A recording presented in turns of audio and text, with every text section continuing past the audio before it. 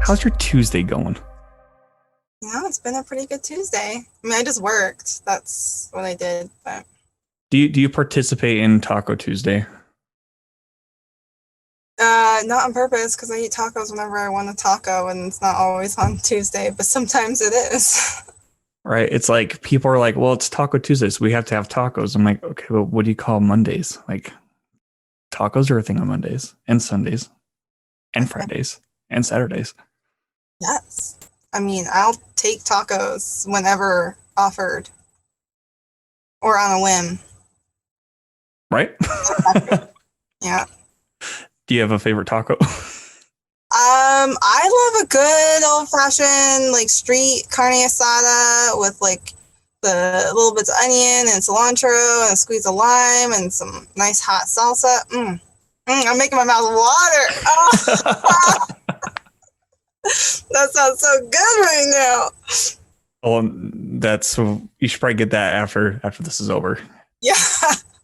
Have I don't know. Are there street tacos even open during COVID? Yes, there have been. Yeah. Because the one I'm familiar with, or probably the one that's the most well known street taco wise, is the one over by Sears in Salt Lake. Oh, yeah, that's been going this whole time. Has it been going? Okay. I don't travel that way quite a bit since COVID. Yeah. Yeah. That's cool. Well, happy Tuesday. Happy Tuesday. Sweet. Well, hey, by the way, I like your background too. Thank you. It's totally fake. Oh. You don't want to see my actual house because it's not as pretty. It's just, I was on a Zoom party call and it's just really distracting because like I live in such a compact space that there's just a lot going on. And so I actually could have, because I have a dropped ceiling, like it's panels. It's not the nicest apartment. And so I utilize the grid that's built into the ceiling to like clip things to it all the time. So this is clipped to the ceiling and I just roll it up when I don't use it and then I roll it down when I need it. Well, there you go. I have one more question. This is going to be a kind of a weird question. Did you have blue hair the last time we took photos? No, it was purple and pink. It was purple and pink. Okay. So blue's a new one for you. It's always changing. It is. Cool. Okay. Well, let's have you introduce yourself so we could see a voice to the face, or not hear a voice. Yeah. Yeah. I'll introduce myself. My name is Emily Fox, and I live in Salt Lake City. I've been here for 13 years, but I've lived all over the country my entire life. I mean, I don't know. I currently work at a place called Crystal Tones that produces crystal singing bowls. That's my bread and butter money. But it's really cool because it utilizes a lot of my skills there. I get to do photography, I get to do video editing, and I get to do administrative stuff and like organize things and write things. I do a lot of content writing. So it's been really, really great outlet for a lot of skills that I've acquired over the years through all of my hobbies and interests. Well, that's fun. Would you consider Salt Lake your main home then, or is it just kind of like a state that you just live in for now? Oh, it's for sure my main home. I love Salt Lake City. I love Utah. I love the mountains. I love the people.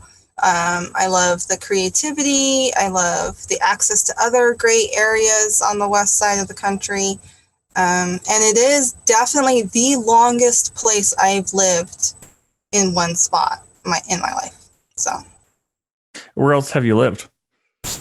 I've lived in 7 states: so California, Utah, Missouri, Kansas, New York, and Texas. It's like everywhere. That's like all the main. Oh, Maryland. I went to high school in Maryland. That was before I came back to That's the seventh one. And so with Maryland, okay, I've never been to Maryland, and I don't think I've ever had any incentive to go and visit. Is it worth a vacation? If you like crabs, it's a good place to go. That's their main thing there. Perhaps. Yeah. That's cool. The Bay Area. Inner Harbor is really pretty city. Baltimore, Inner Harbor. I lived in Glen Burnie, Maryland, which is a suburb of Baltimore. They had a light rail system, which is exactly like our track system. And Glen Burnie is where the airport's located, BWI. And so the tracks came all the way out to Glen Burnie. So I would walk the 2 miles from my house to the light rail station and hop on, go into the city, and spend my weekends just doing what high schoolers do and just loitering everywhere. But I mean, like, I like the artsy districts over in Baltimore. I spent a lot of time going to flea markets. They do those. I love flea markets in Maryland. They don't do them like they do out there here. Like, that's real cool.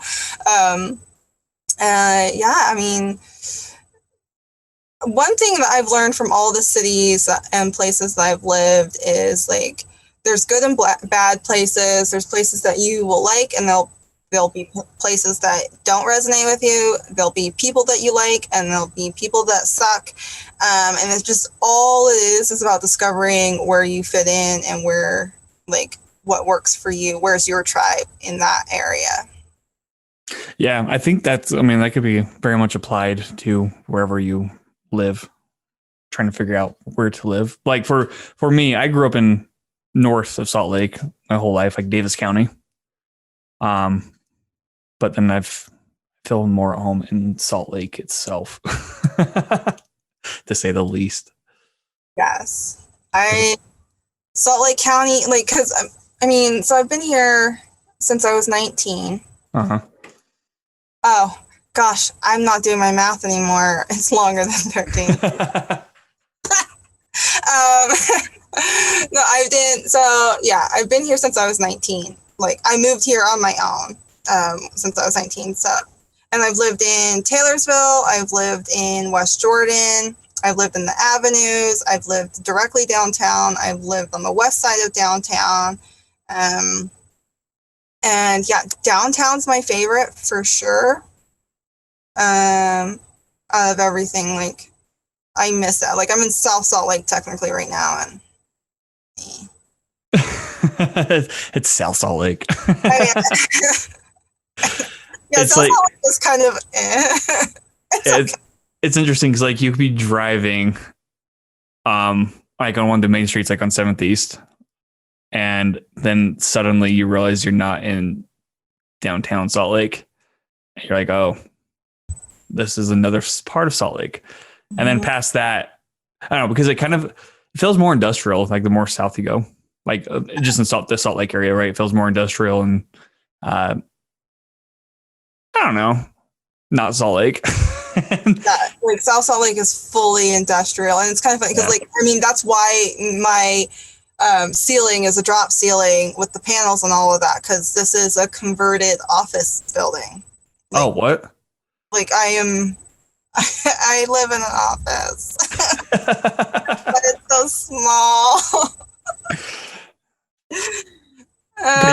You're making it work. You're being creative with your backgrounds and stuff. That's who I am. Like, my whole life, I've just always made it work and always find ways to make it home. And, like, when you grow up, and your normal is just kind of being uprooted constantly, every child takes it differently. And my response to it was to make the best of it every time. Like, okay, here we are. Where am I making friends? Like, I was actually really shy, so it took me a long time to make friends. And so that's why I'm, like, so crafty, is because that was, like, my go-to activity to do by myself, was to craft. So what drew you to come to Salt Lake then? Because you said you came out on your own. So what kind of drew you here? Well, I wanted to move out from my mom, and she's like, well, you got to be by family. And like literally, she was the black sheep of the family, just like never stayed close to anybody else. And so I was like, so I got to go back to Utah because that's my only option.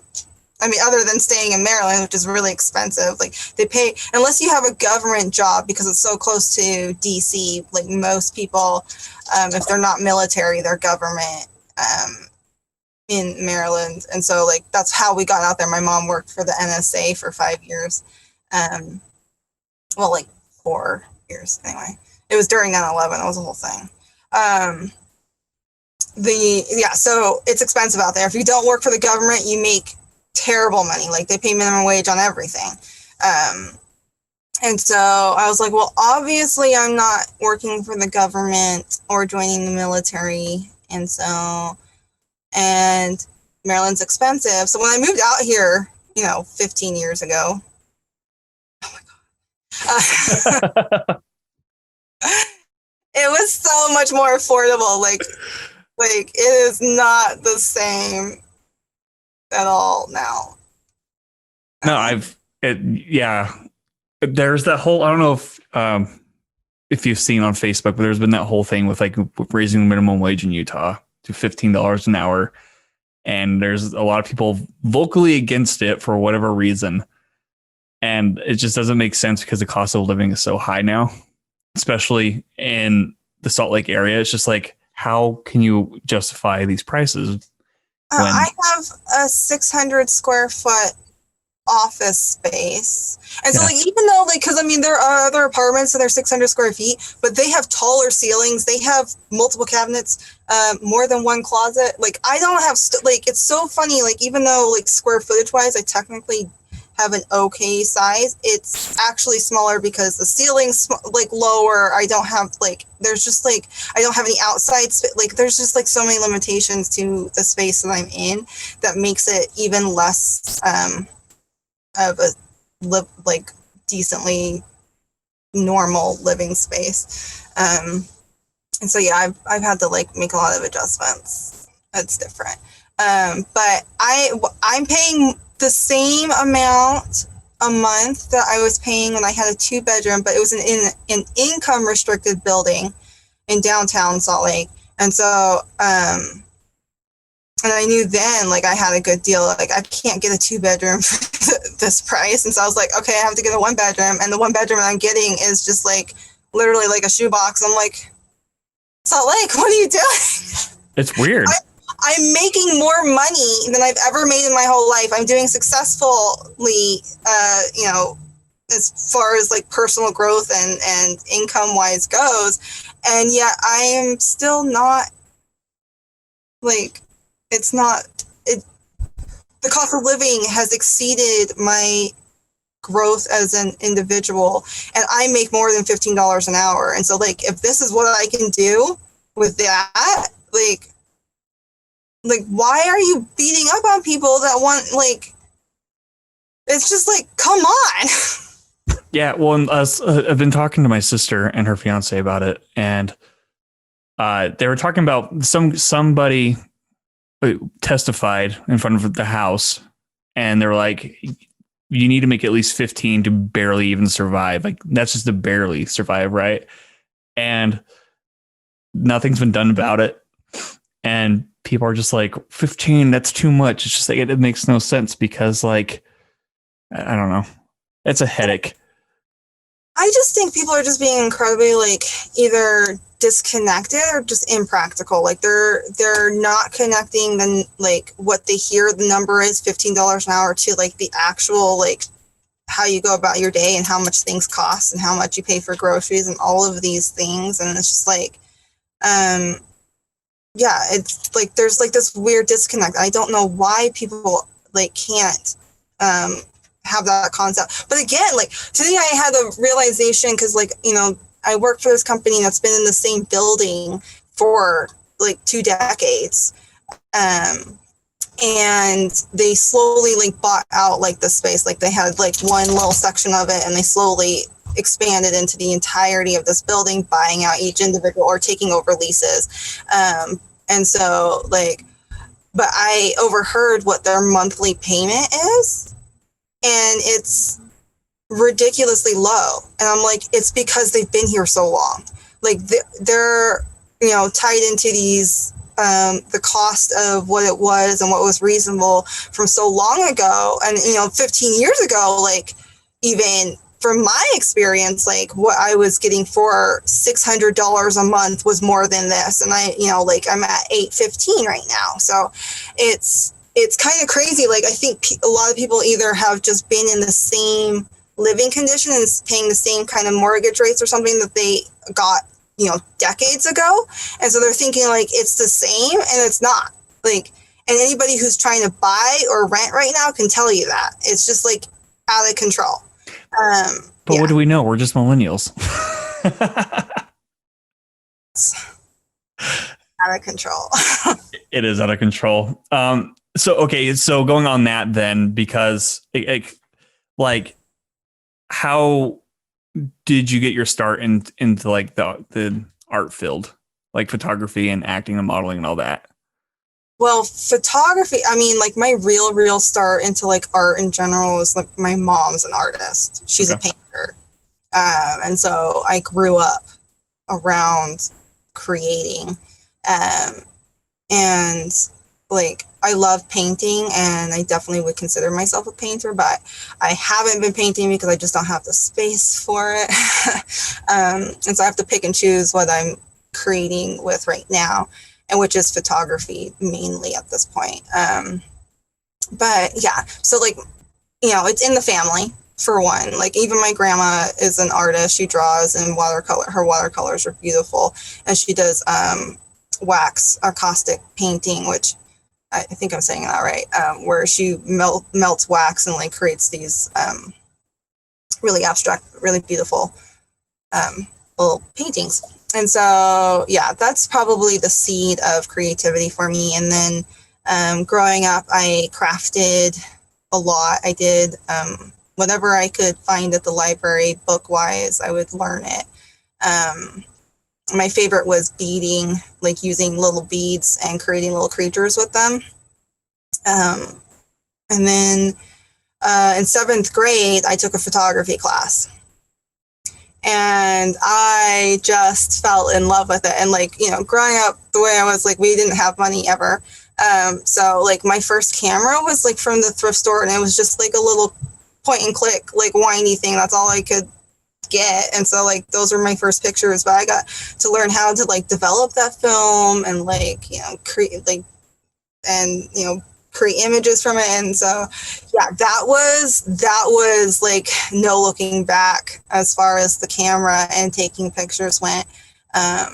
I then eventually got like a pawn store, like Pentax SLR.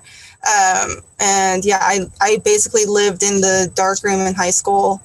If I wasn't doing photography, I was in drama, or I was doing, like all my electives were graphic design, any art class I can get into. Graphic design was where the dark room was. That's why I did it. And, because I kind of lumped them all together.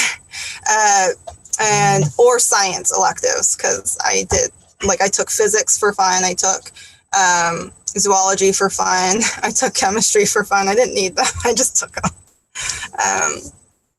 And so, yeah, I mean, the idea of just being able to capture a moment and be able to revisit it, like really just calls to me. Being able to tell a story within a snapshot is something that like I want to do more of. I want to try and create more of. And then, I mean, after I had kids, there was a minute my dog's trying to play with my cat. Okay. Did he stop?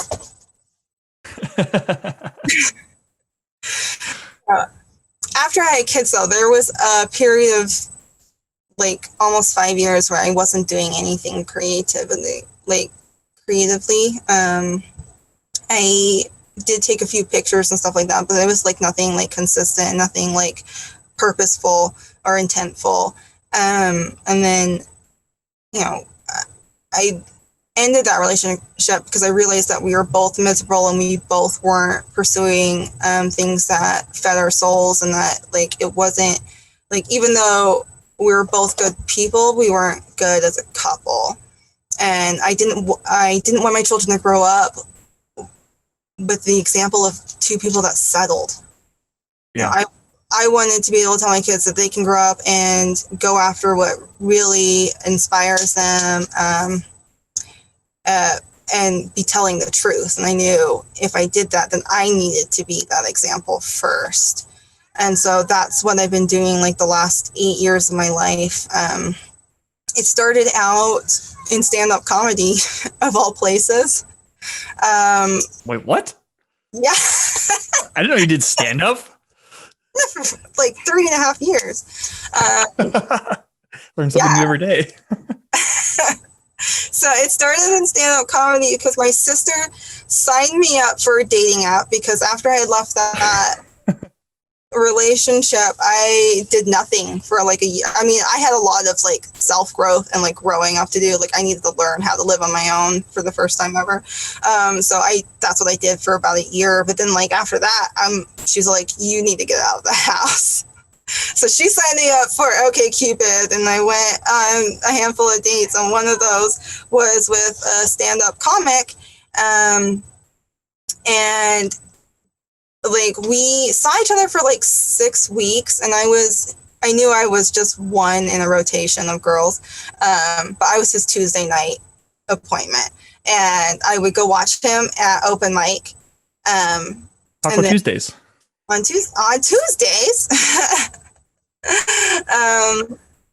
And then we would go hang out afterwards, and I realized I'm like, you know, this has been fun. This is, but you know, like I'm not like I'm not a rotation girl. Like I like commitment, and I'm not going to ask you to commit because that's not you. Like that's fine. Like, you do you, but I'm done with this whole arrangement. But the stand-up comedy has intrigued me, and I see a challenge in it, and I'm going to keep showing up. And so he was cool with it. It was fine. Was there like a rival of some sort? No, there was not he's, for stand-up comedy, he has a great sense of humor. Yeah, so I showed up every day or every week to that one open mic, and then I showed up.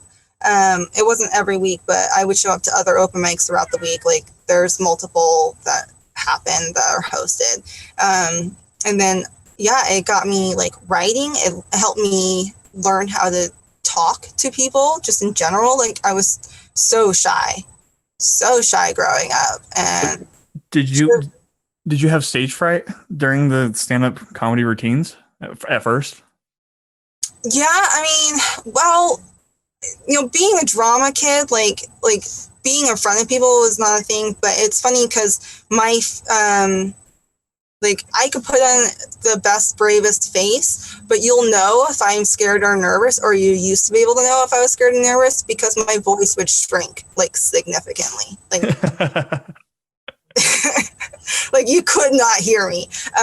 Even with a mic in my face, a lot of times you couldn't hear me. It was just like, what? Is it like the Pitch Perfect character who's always like, "Hey guys, how's it going?" I don't even know.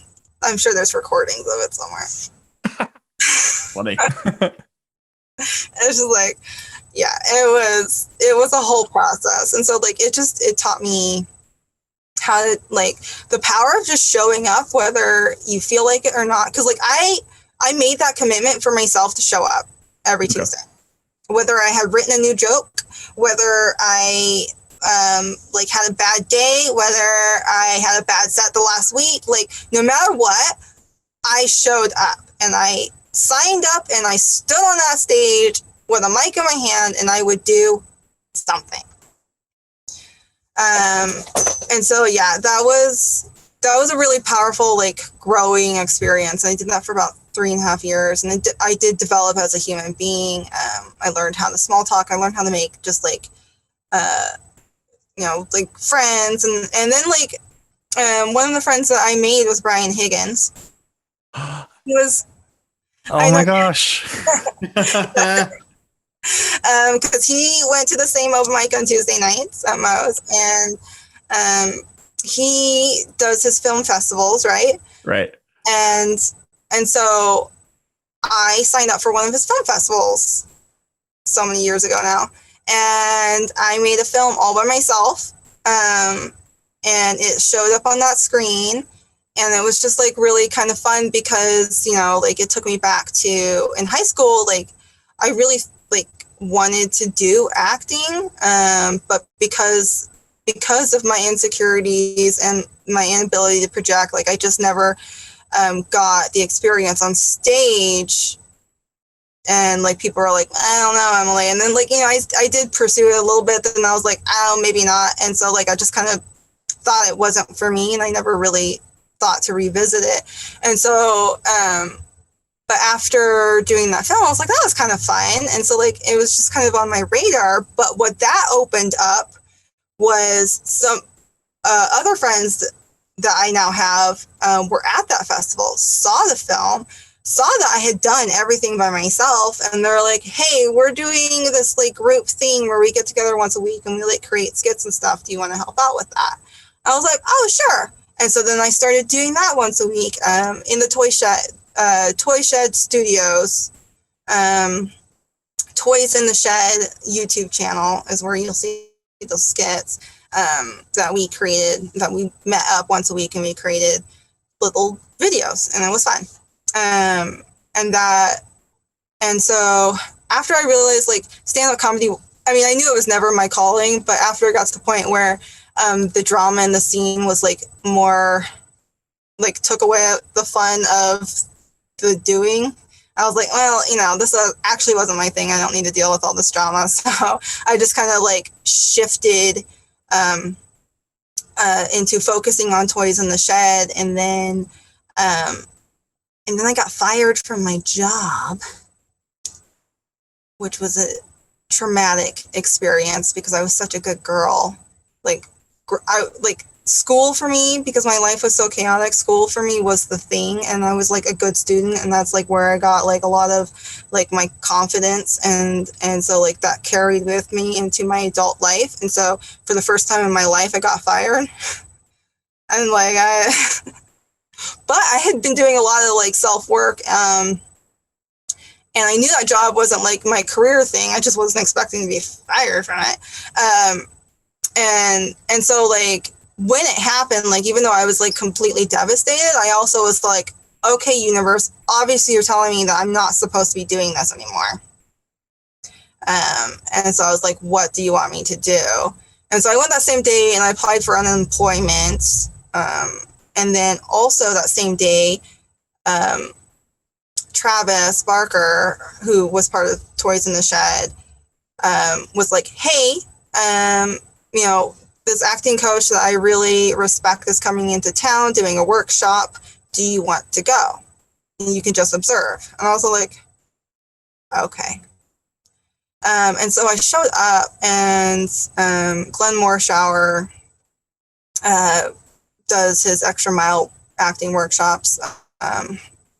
And yeah, I had like this like weird, like I was watching two of my friends, now friends, they were strangers at the time, do this scene about a divorced couple. And like, I'm just like watching them talk to each other. And I know they were like, it was just like this weird, like kind of like out of body, like disassociated, like observation of like myself watching this experience happening, connecting to it, and then going, this is what you're supposed to be doing. And like literally, like my whole body just got goosebumps, and I got shivers, and I left, and I just went home, and I stood in my kitchen, and I was all like, acting? Really? And then I just started crying. Like I was bawling because like I was so terrified of it, even though I knew it was the right answer. So that's how I got into, like, that's how I got to where I am now. That's a really long answer. No, that's a great answer. So how long ago was that then? Like roughly like 10 years ago? For what? that whole moment when you realized what you were supposed to be doing? Acting? That was 4 years ago. 4 years ago. Yeah, That's recent. that is recent. Fuck yeah. And look where you are. See, I would have never guessed it was fairly recent. I thought it would have been like 10 years ago, give or take, but No, 10 years ago, I was a young mom in a miserable relationship. Well, so going back to that moment then, like like describe like all the thoughts that were going through your head. Like, was it like just like a curtain being opened suddenly and you're just like an epiphany, if you will? Yeah, I can't say I've ever really had too many of those moments, which is why it's probably notable. No, it was because I mean, when I was in high school, Mm-hmm. and I was like acting and did all the drama things, and I did one semester at community college, and was part of that drama department. But that's when I realized like my projection was my projecting issues was going to prevent me from being successful in theater. Right. I was like, well, maybe film acting, I can skirt that issue. And so I found like local agencies, and I did a couple like audition things, and then like Maryland just really isn't like a market for a whole lot of work, and I just didn't know anything. And after spending like $800 on some stuff, I was just like, I was like 18. I was like, I don't think I can do this, and this doesn't seem viable, and so I don't want to try.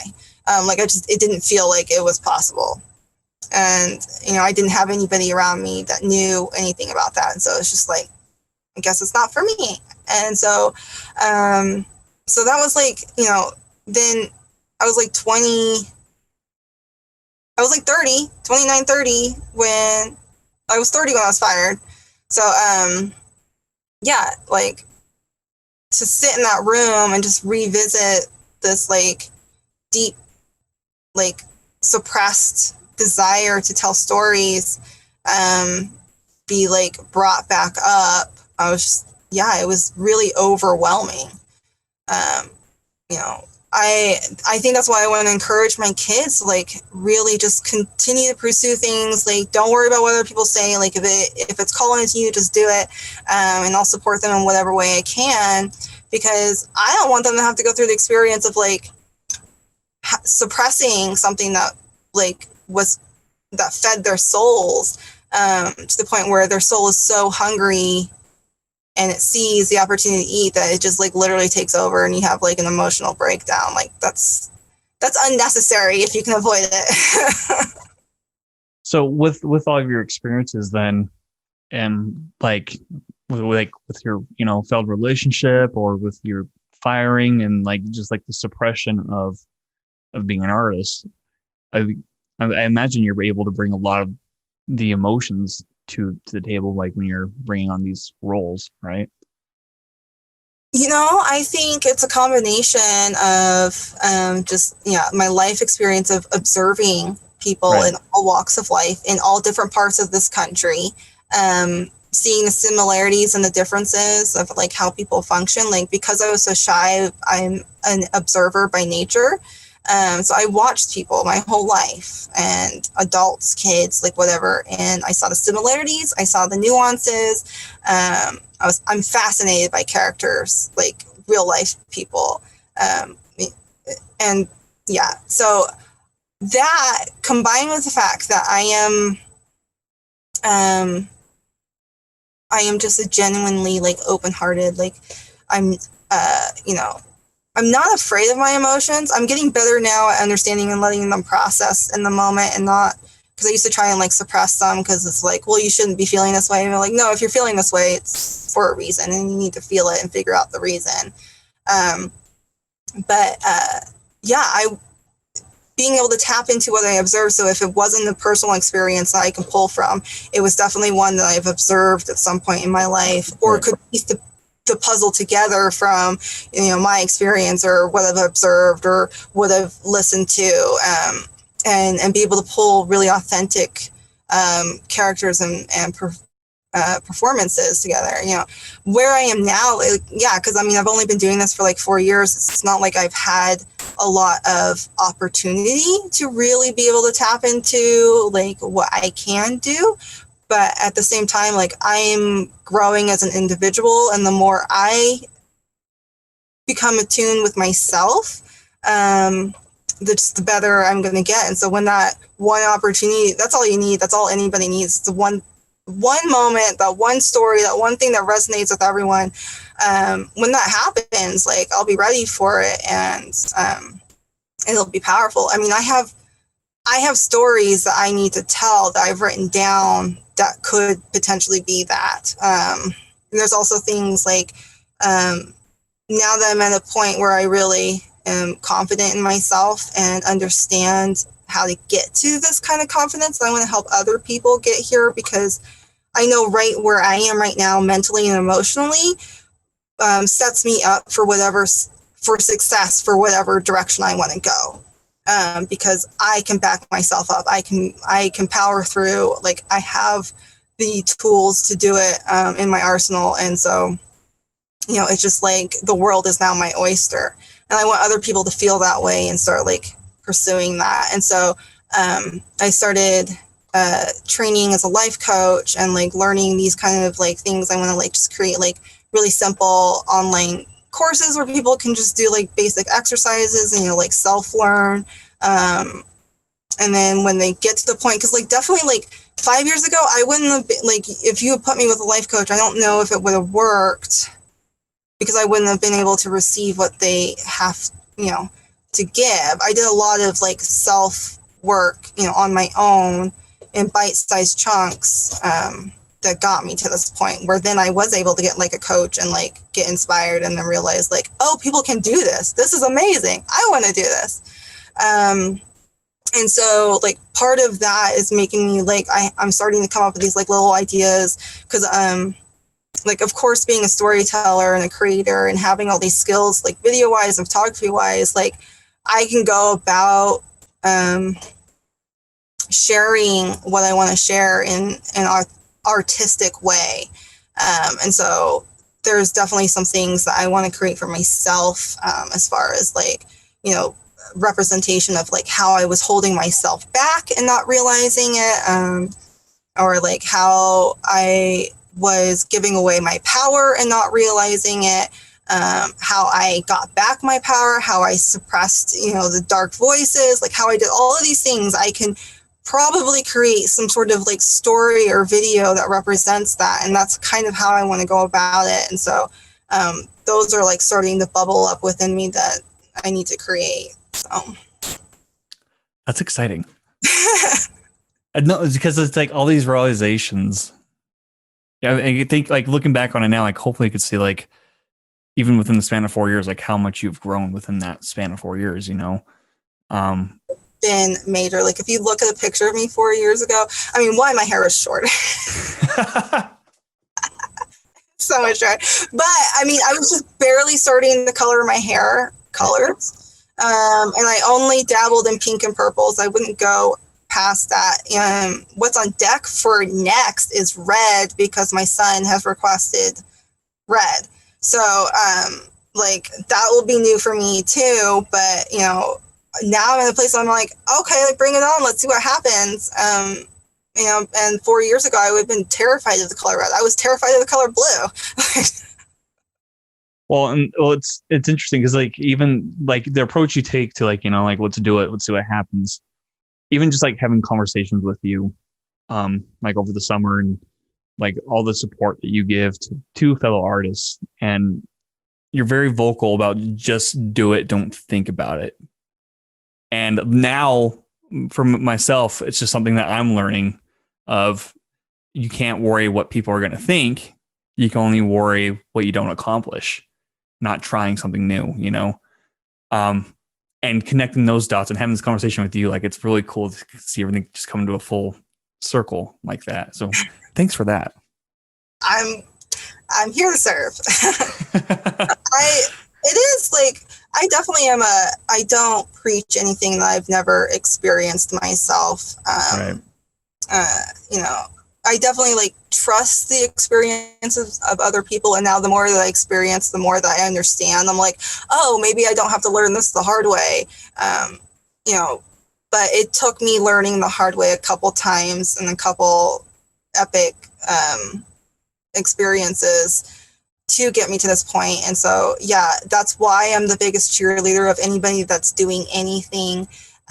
You know, I'm starting to realize that there's probably a Dickie Wickley like person for every creator. Like every creator has run into somebody that's their Dickie Wickley. And so for people who are listening to this now, because there's only a small chunk of people who know my Dickie Wickley story, one, it's not a real name. I've twisted it up in my head and that's what stuck. But it's a pen name for a young man that had come in to interview at the job that I was fired from. But this is like years before that point. And like when I saw him, he was a character of himself. Like you can't make people like this up. And that I revel in the fact that these people exist in real life. He came in, you know, it was a tech company, but he was still kind of really casually dressed for an interview, in my opinion. But he had some dark washed jeans, some Chucks on, like a short sleeve plaid button up shirt. But what significantly made him stand out was his hair, which was this ash blonde, like pencil straight, long mullet. And To you? And he also had a nose that was too big for his face. How were his teeth? Do you remember his teeth? You know, I don't know. I don't know if I remember his teeth, but he was and he was small. He was a small man, like jockey size, you know, petite.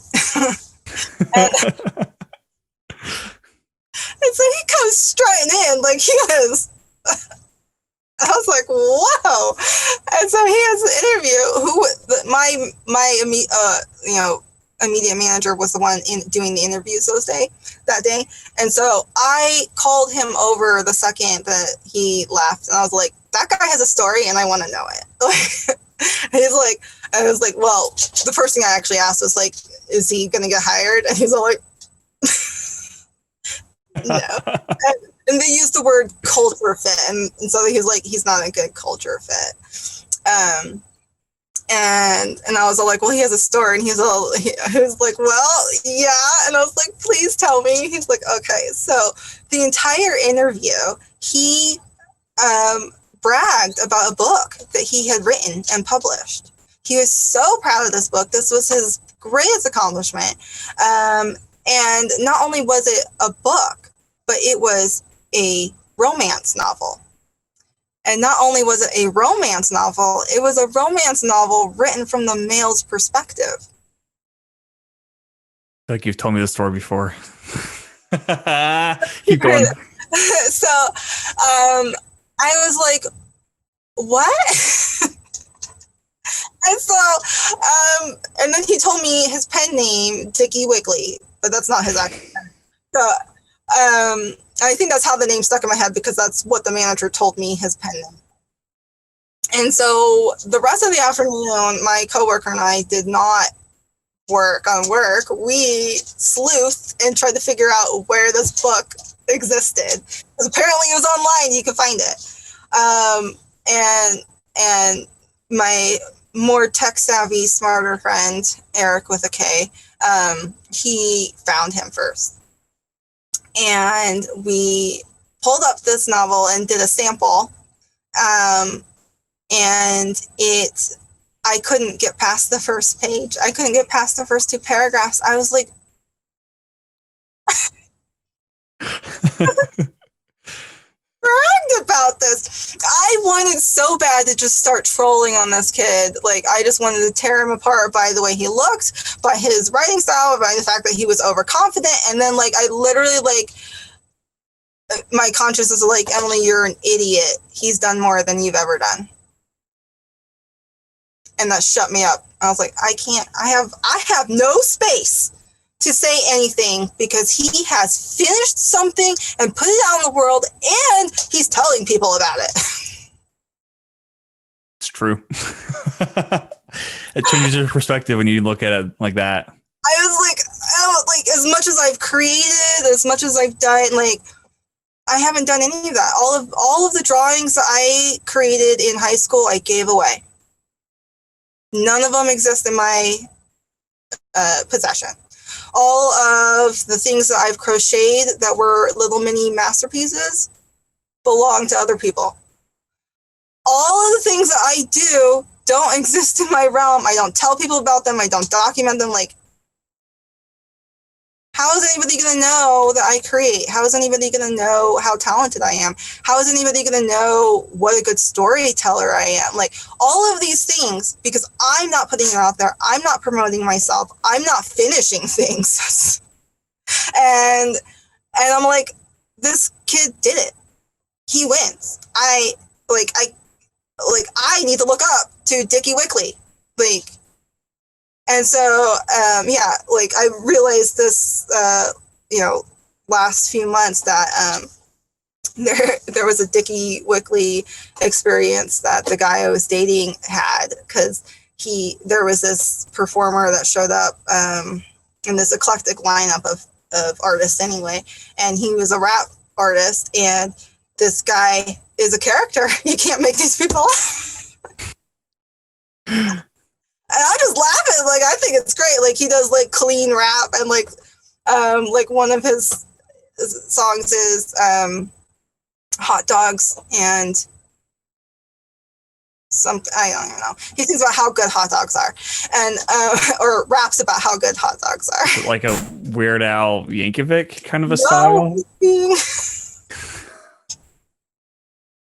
Most of his stuff, I mean, like, some of it's, like, for fun, right. And for, like, kids and, like, family oriented, but I mean, like, he's putting real effort into this, and like, and like, I wouldn't say they're bad. It's just, like, the combination of his choice and subject matter to rap about, the fact that he's clean, the fact that he's from Utah, and then just who he is as a person, all combined in this, like, character, and, like, you can't make this stuff up kind of thing. I was like, oh my gosh, you found your Dickie Wickley, because he was like, what? I was like, he's out here hustling. He is producing things. The stuff is on Spotify. He's promoting himself. I was like, you found your Dickie Wickley in the music realm. So it was like, every person that creates is going to run into somebody that you're like, I can't believe it. But if you, like, pull back and you realize that they're doing more than you, then you need to shut up and start doing and not judging.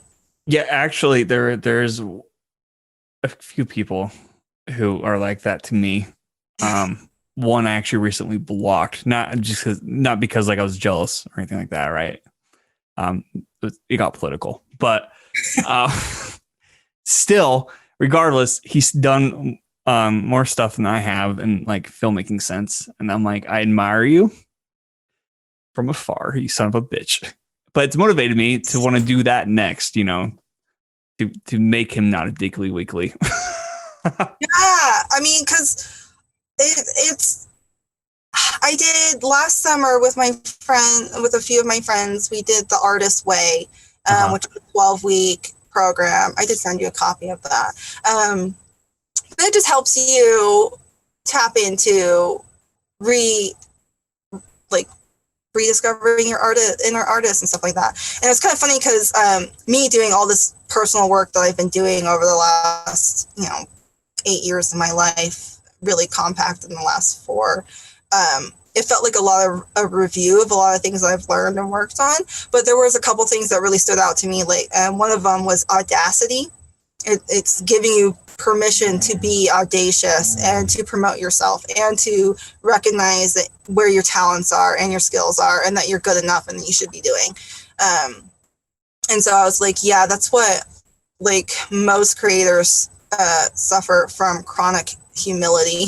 Like we're too humble for our own goods. And we should cut that shit out. Like embrace our talents, you know? We need to know, like, I know I'm a good photographer. You are.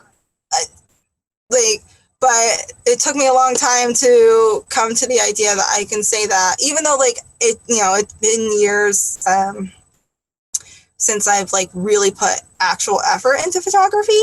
But of course, like the more pictures I take in this last year, like the better I keep getting. And like, like I revisited the skills that already existed, and now I'm just like growing from that, and it's just going to get better and better. And so it's just like your most recent one that you posted on Facebook, it's really fucking cool.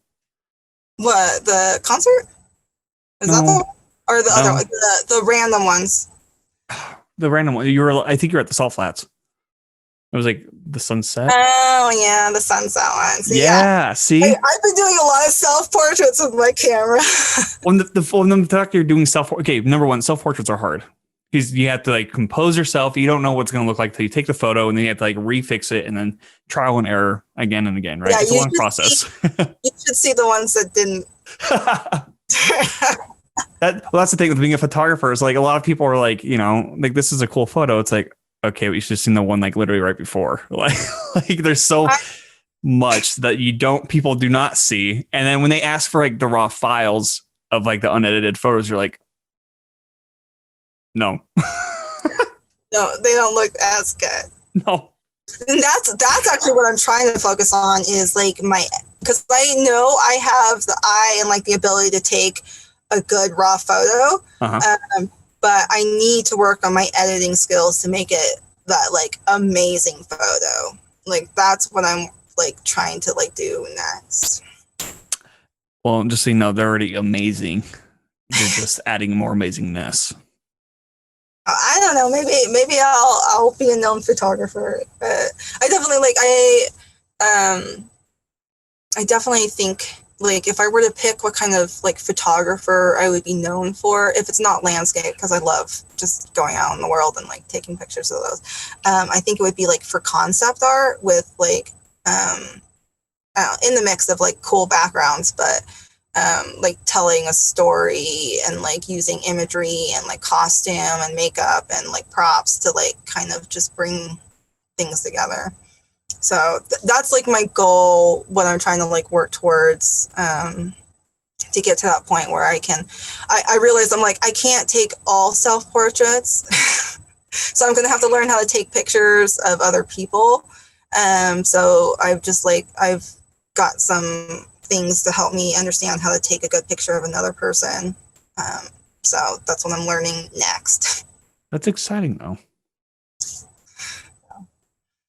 That's coming down the pipe. We'll see. You might see a post of like, I need test subjects. Well, I'll be a test subject. I need to update photos anyways, so. Okay. Yeah, I have like basic how to like pose people to get a good composition. Like that's I'm like, I need to like try this on other people. Well, like one of my profile photos. Okay. 3 of my profile photos, maybe like from like a year ago, 2 years ago, almost. They were all self-portraits. Like it was just me thinking out the camera. But it's a lot of work. And then also since I vlog on the side sometimes, I don't like having the same setup, if that makes sense. I'm just like, I'd rather have somebody else take photos now. It's like my most recent one was off my phone, and it was like a cropped photo. Like it was just like a random selfie at Patrick's house of all people. For his podcast, but I don't know. I think you're a great photographer, so I'm excited. Thank you.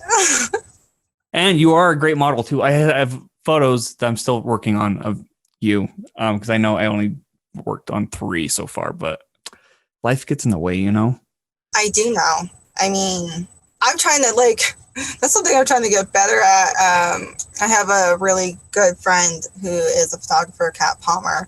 Yeah. And I remember because like people who like know me knew that I'm good with the camera. And so like I've had a couple of occasions where people would be like, can you take a picture of my kid or my family or something like that? And so I would do that. And then there's one time I took a picture and I had to edit them. And I told Kat, I was like, this is the hardest part about photography. Like taking the pictures is fun, but editing is tedious. So especially because like each photographer gets their own editing style, you know, like that's where they add their personal touches. So depending on what the photographer wants and like what their style is, and they can do that. Like I've bought some tutorials off of Instagram photographers of all people, and that's like super fucking in-depth stuff where I'm just like, I need like a full day to watch these and try to apply it, because there's no way it's going to become godlike like theirs, you know. I'm just like, but understanding the process in the end still makes you a better photographer. Even if you don't apply it, you still understand how it works, you know. Right. Like just like, because I bought a couple presets. Like for Lightroom, and then I realized I had no idea how to use Lightroom, and I was like, wait, I gotta learn how to use Lightroom. So these presets do nothing for me if I have no idea what I'm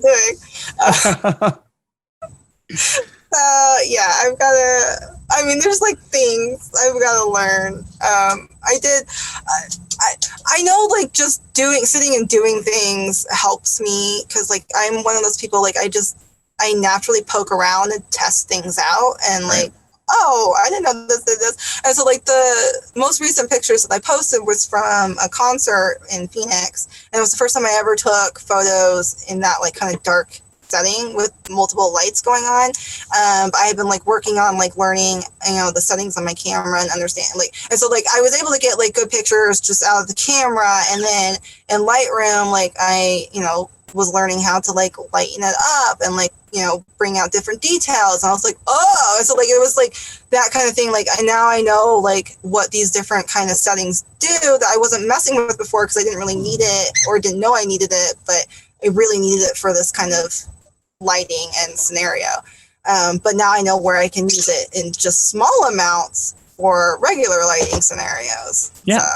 So, like I'm like, okay, so I mean, I just really need to take more pictures, and I really need to just mess with them. Yeah.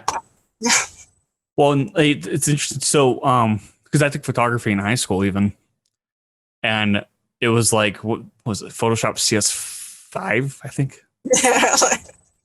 I think maybe it was CS6. I think it was CS5, but it was just taking like JPEG photos. So I didn't even have the concept of raw photos, right? And then trying to like make these like moody photos and posting them on my Facebook and like, look at me, I'm a photographer. And it's like, and they're still on my Facebook, but they're so overexposed and so like, dude, really?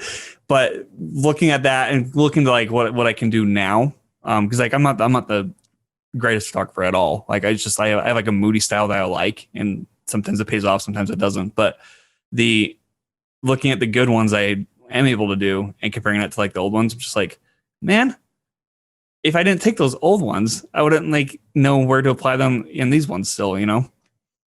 Yeah, it's a process, and like I think once people like understand that it's okay to suck. Yeah. Like we all like nobody started out being amazing. Like nobody, zero people.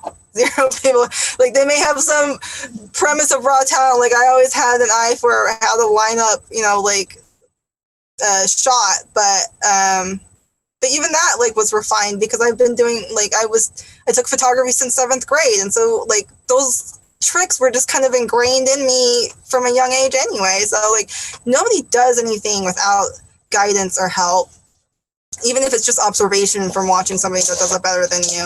And then you suck at it for a real long time until you don't. Like, well, and like if you don't suck, then you're not growing, you know? Well, yeah, and if you don't force yourself to go through those painful, like, I have no idea what I'm doing moments, you'll never learn how to do it. Like, you'll never make the steps to understand this is why you don't do it this way, and this is why you do it this way. This is why you change this setting. This is why you have this piece of equipment. Like, if you don't know the why, then you're never going to be able to, one, break the rules, innovate the rules, like, show what you can do within the rules. Like, if you don't understand the foundation, if you don't have any of that, and if you don't do the work of sucking first, then you'll never be amazing. Like, that's just how it works. That's how anything works. We all suck before we don't. And that's why, like, I've been posting pictures. Then, like, this year, getting back into photography, it's been years. I know the stuff that I'm posting right now, I'm going to look back on and be like, huh?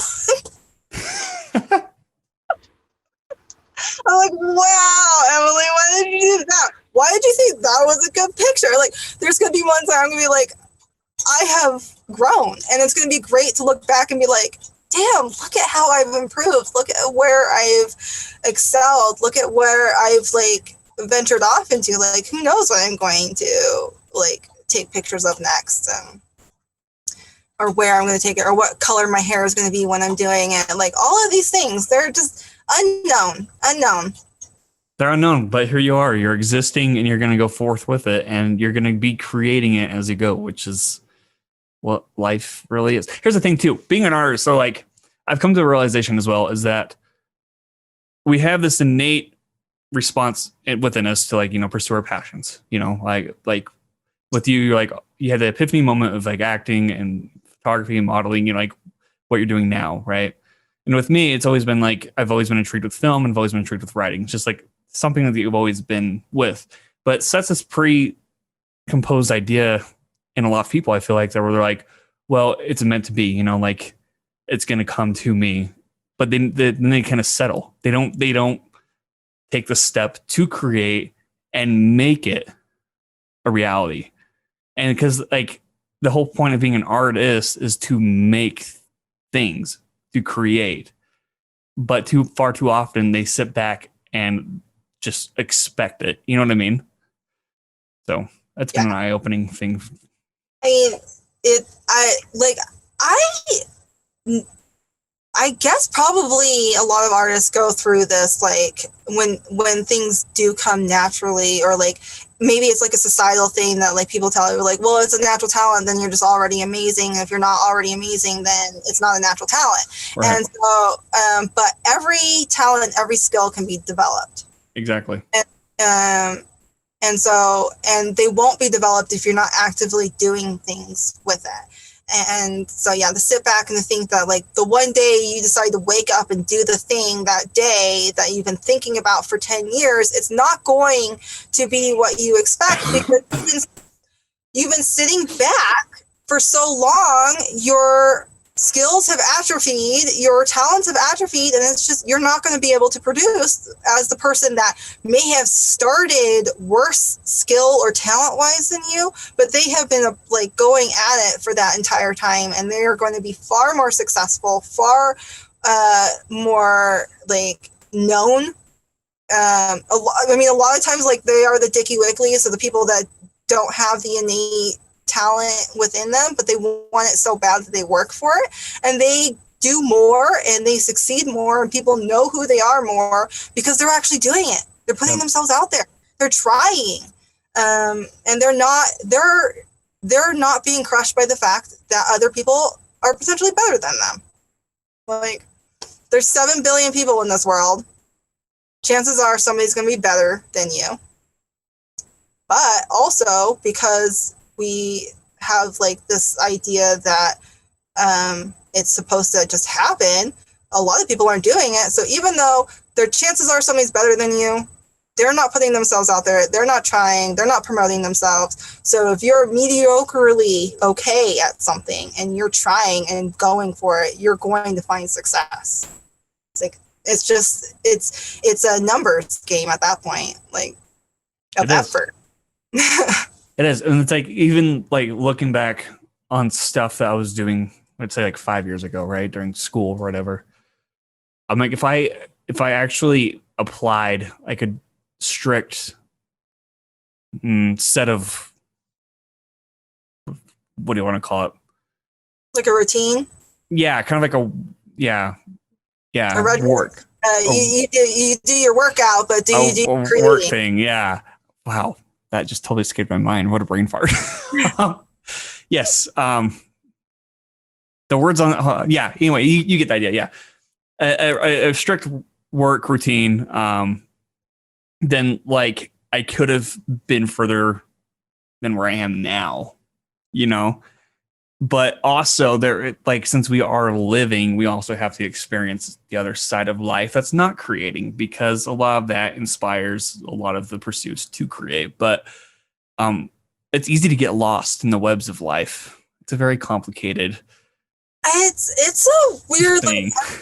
I wouldn't say balancing act. I would say a juggling act of going through and like experiencing life and creating from those experiences. But the key element to that is doing. Because I mean, there are still people who get stuck in a rut where they're not even doing anything. They're not experiencing life. You know, like there are a lot of people that were experiencing life that were forced indoors and can't. And like, it's funny because like my whole life is, you know, rooted in solo activities. And so like being isolated, I can keep myself occupied. You know the movie Rocket Man, the Disney movie where he goes in this, like, it's the goofy guy that goes into space. Is that the 90s movie? And, you know, like they do the isolation chamber. Okay.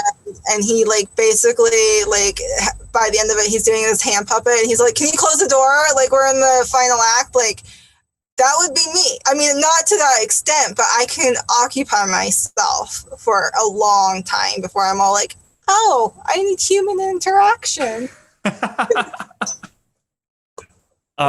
Yeah, this isolation has kind of taught me that too. Because what I've recognized during COVID is also that I've been very reliant on other people to fulfill like a void in me. Like if I was feeling empty, I would like seek hanging out with friends and just like totally get my mind off of it. It wouldn't get rid of it. It would just put it off forever. And then I would actually take it out in a very toxic way to myself or, you know, to those close with me. But recognizing that behavior has forced me to kind of be like, okay, well, you can definitely entertain yourself. You can take it head on, because it's essentially what this virus has caused us to do, is to fucking do it like a freight train. Also, the word I was looking for is work ethic a couple minutes ago. It just me. I mean, that's something I've definitely, work ethic is a skill. There's a book called The Motivation Myth. I've only read half of it, but is it boring? I mean, it's like, okay, like I don't fully agree with everything that the author talks about, but the concept I get and understand. Right. And the concept is that motivation is a myth. Like if you're waiting to be motivated, you're never going to get anything accomplished. And the act of doing kind of like initiates the feeling of motivation. And the more that you do, the more motivated you are to continue doing. And that just compounds on itself until you are fully engaged or fully like you complete the project, or you're like miles ahead in your career or skill set. One thing that I just listened to today, Gary Vaynerchuk, he, I guess, did an interview with Drew Barrymore on her show. And she talked about how Netflix has queued up or announced that they're going to do like 70 projects. Like once a week, yeah. Yeah, like they're just not like, you know, they're releasing like a huge amount of work. And Gary Vee's like, listen, you know, artists tend to scoff at the idea of quantity over quality, but the fact that Netflix has all these things, they have more at-bats to create a masterpiece than those that are taking their time on the one or two things. And so quantity, I was all like, oh my gosh, he nailed it. Like, that's one thing I appreciate about Gary Vee is he has a great way of nutshelling a really hard to sometimes say And he literally did it in that one liner. I was like, yeah. And that's one thing that I've been learning of, like, I'm not going to get better at photography if I don't take more pictures. And right. I need to give myself opportunities and make excuses and just create and do it. Like, I just need to do it. Like, I need to do more pictures so I can edit more pictures and so I can get better. And so actually quantity helps you develop the skills that you need to create the quality. Exactly. Like you were saying, like the photos that people do not see are the photos that help you improve your skill set. You know, like a lot of, like, here's the thing. For example, I was reading the status on Facebook as it goes of somebody talking about trade shoots and how they only get very few photos back from the photographer. Right. I'm like, okay, I get the disappointment in that. And they're like, well, they take thousands or hundreds or whatever, you know? And then I'm just like sitting there like, okay, but how many of those are good? Like, not every photo is good. Even if it's like the, what do you call it? The multiple shutter speed, you know, like taking photos like instantaneously. Only one of those like 10 photos they took is going to be the one they work on if they are good. You know, there's always that if. So it's a lot of those photos are just how you can just for the photographer to like, how can they improve their craft for shoots down the road, you know? So, yeah. Well, I mean, as somebody who's been in front of the cameras and done trade shoots and stuff like that, I've worked with photographers that do give back larger quantities of photos. Some send me just all of the files, and then like, here's the ones I chose to edit. And I don't mind, like, as a photographer myself, I understand I'm going to see things that aren't the best, right? Like, and I do not hold that against the photographer. So I don't care if I get all of those back. But at the same time, I've gotten pictures back where I'm all like, why did you even bother to edit this one? I'm like, this is not a good picture. I'm breathing in, my stomach is extended. She's talking about me. No, it's not. Your photos that I've seen, like, they're great. And I've had ones where I know they've taken like a few hundred, and I know I at least held still long enough to get a few good ones in some of those poses or whatever like that. And they won't show me any of the other ones, but the ones that they choose to edit. And sometimes I'm all like, why did you? Because like sometimes like my body looks great, but my face is doing something funny. And I'm all like, you're really not looking at the whole picture. Like, my face looks really,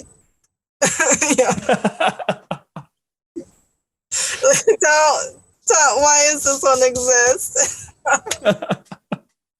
So, I mean, but then again, that just shows, like, you know, obviously that they're learning. And like some of the ones though, like, actually the two that I'm thinking about specifically were rain shoots. Those are really hard. Yeah, I bet. And so, yeah, like I haven't been on the other side of the camera for a rain shoot, but I can imagine like how many terrible photos there are. Like, one person tried to get me to splash, but every time when I touch her face, I was like, and I captured like I was like, I don't think I can do this one. Because I think from my understanding is like, since it's raining with a lot of droplets, you have to like increase the shutter speed, you know, to get all those droplets everywhere, but that darkens the image. Like, you have to like have the right lighting. So, I mean, I would think. I don't know. I've never done a rain shoot, so the setup's fascinating. The first one they did, they used a hose from outside, and then, you know, they have the tap, and they had like a thing that rained on you. Yeah, like it was just like one line, so it just creates one thing, and so you can either be standing in front of it and you have the thing, or and then like or you could do like the reflective pool where they let the water puddle up in this like tarp area, and then like one of the best pictures that I've ever taken from somebody that, politically speaking, I don't know if I ever want to work with them again, but was a good photographer, I'll give him that. Was a reflective one, and yeah, the reflective ones are fun. because you can hold still long enough to get a good picture for that. But it's so funny because, like, you know, that shoot that has like one of the best photos that have ever been taken for me, and it is on my Facebook if you want to go down the rabbit hole and find photos. But it's like, you know, multiple people were a part of that shoot. So one photographer took this epic, amazing photo, but there were multiple people taking photos at the same time. And it's kind of funny looking at the results from those. And I was all like, yeah, skill wise. I mean, one thing that, you know, if I were to like tell any new photographer getting into it that has never worked with a film camera, because I think this is what gives me the, which is, I'm not saying it's bad. I'm just saying, like, I know my experience with film gives me the old school knowledge. Well, it's what was the instinct to wait for the shot. Okay, yeah. Like, it's great because, like, you only have so many in a roll, and it takes time to change it out. And like, you could be like, if you're doing things, you know, like you wanna just utilize each frame to the best of your ability. So you wait until you're like, and then you click. And so, yeah, that one thing that I've noticed in a lot of like newer photographers is they're click happy. They just go. They're just like, I can set this thing on auto and do all and have it do 1,000 frames, and one of these is going to work out. Yep. But I'll attest to that. Yes. But the difference between the photos was the one that turned out the best was the one that he waited, changed things up, and then clicked. I love that philosophy.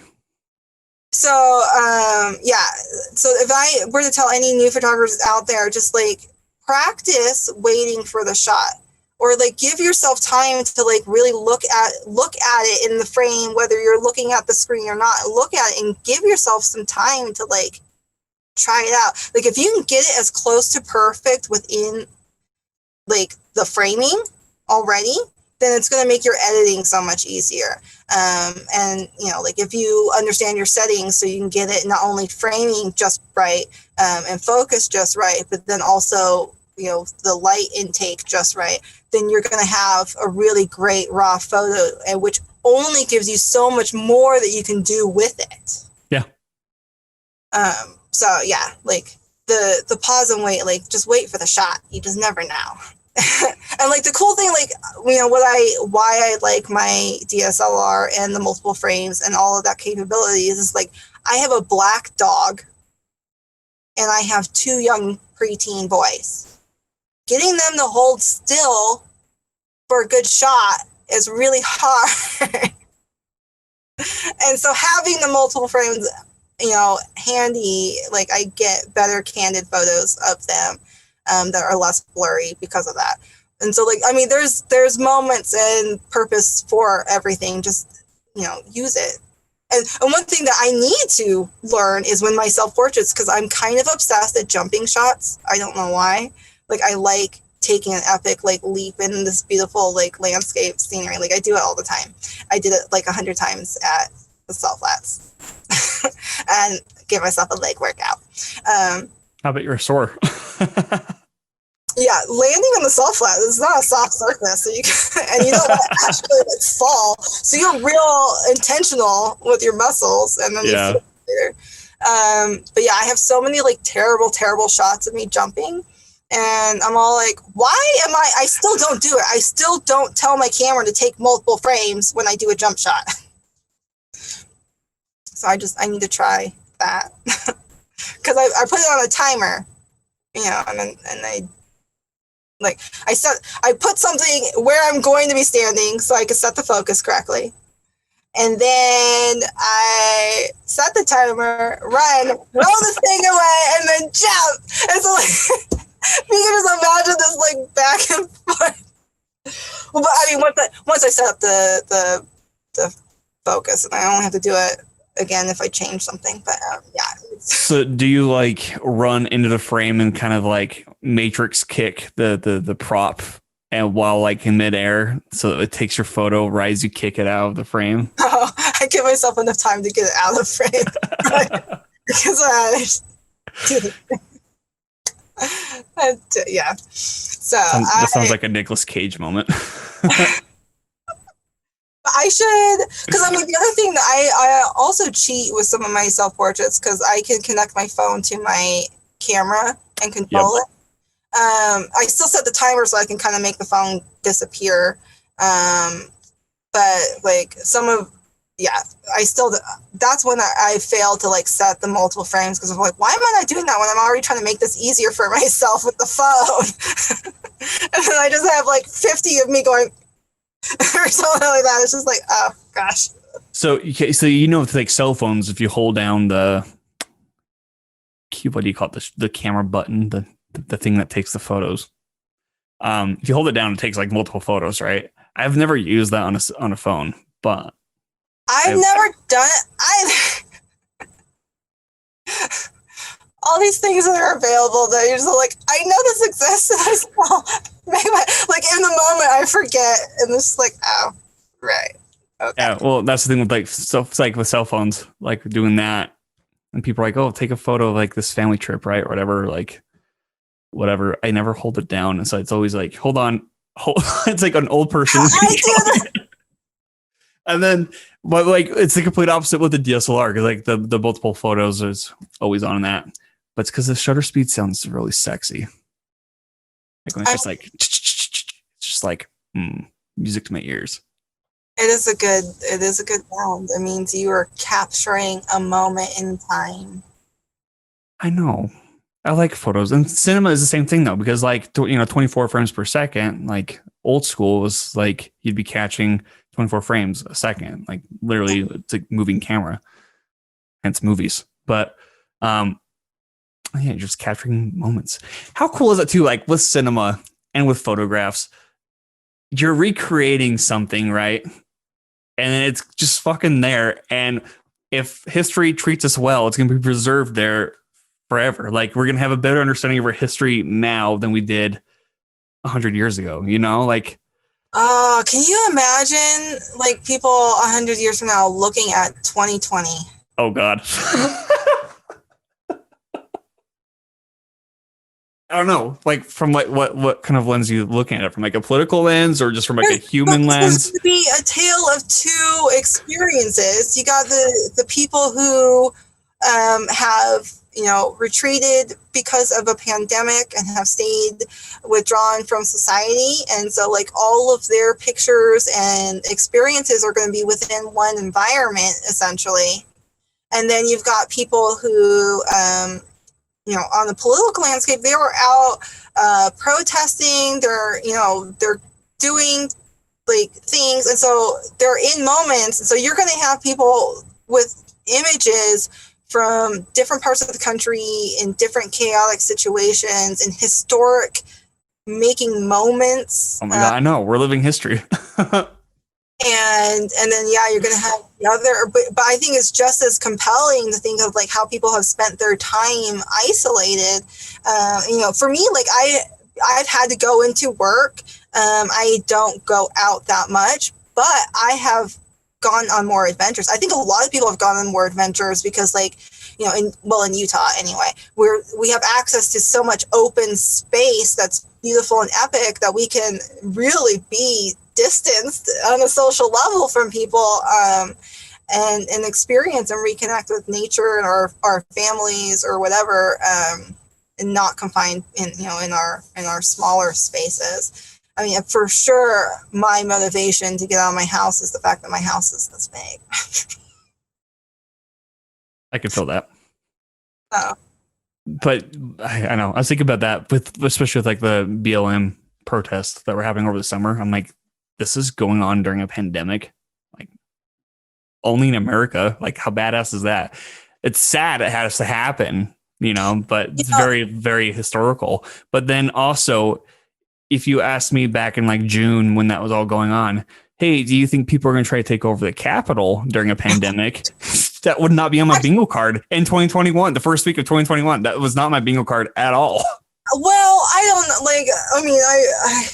I will say after 2016, I slowly trained my Facebook algorithm to show me less and less politics. The point I actually was a little bit extreme. I didn't realize there was a bombing on Christmas until like the day later. Tennessee, that's yeah. how much I don't turn on the news that often and stuff like that, and that's how much I had like trained my algorithm not to show me current events. And I was like, oh, maybe I should have some current events show up, because that's kind of important to know.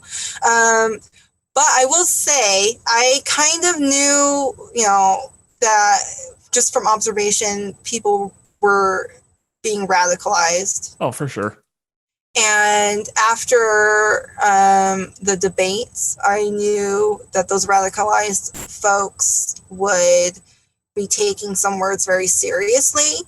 And then after the election, I was not surprised at the president's narrative.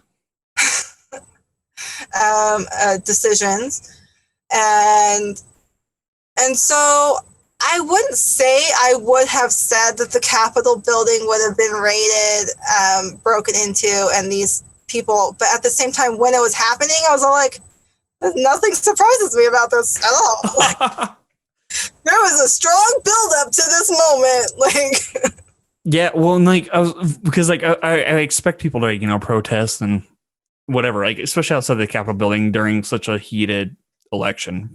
But like I was listening to the news, just like hearing for the Congress stuff, like to hear them fucking go certify the votes, not certify it, whatever. And I was working, and then all of a sudden I heard like all the chaos. Like I had to like look over, and I'm like, is this War of the Worlds? Like, because the radio broadcast of Orson Welles doing this thing, like people thought it was real, right? And so I had to like look over at my little Google Home here, and I'm like, is this real? Like, this can't be happening on live radio. What the hell's going on? And then I look Twitter is where I get all my news updates. People are like on top of it, and sure enough, yeah, no, that was definitely like a what? And then I don't know how people got through work. I don't know how I worked through that. It was really weird.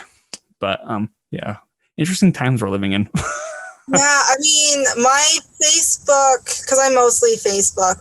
Actually, I've uninstalled it from my phone right now because I'm trying to train myself not to open my phone and go straight to Facebook. It's fair. It's a thing. I've deleted it off my phone, I think 5 times.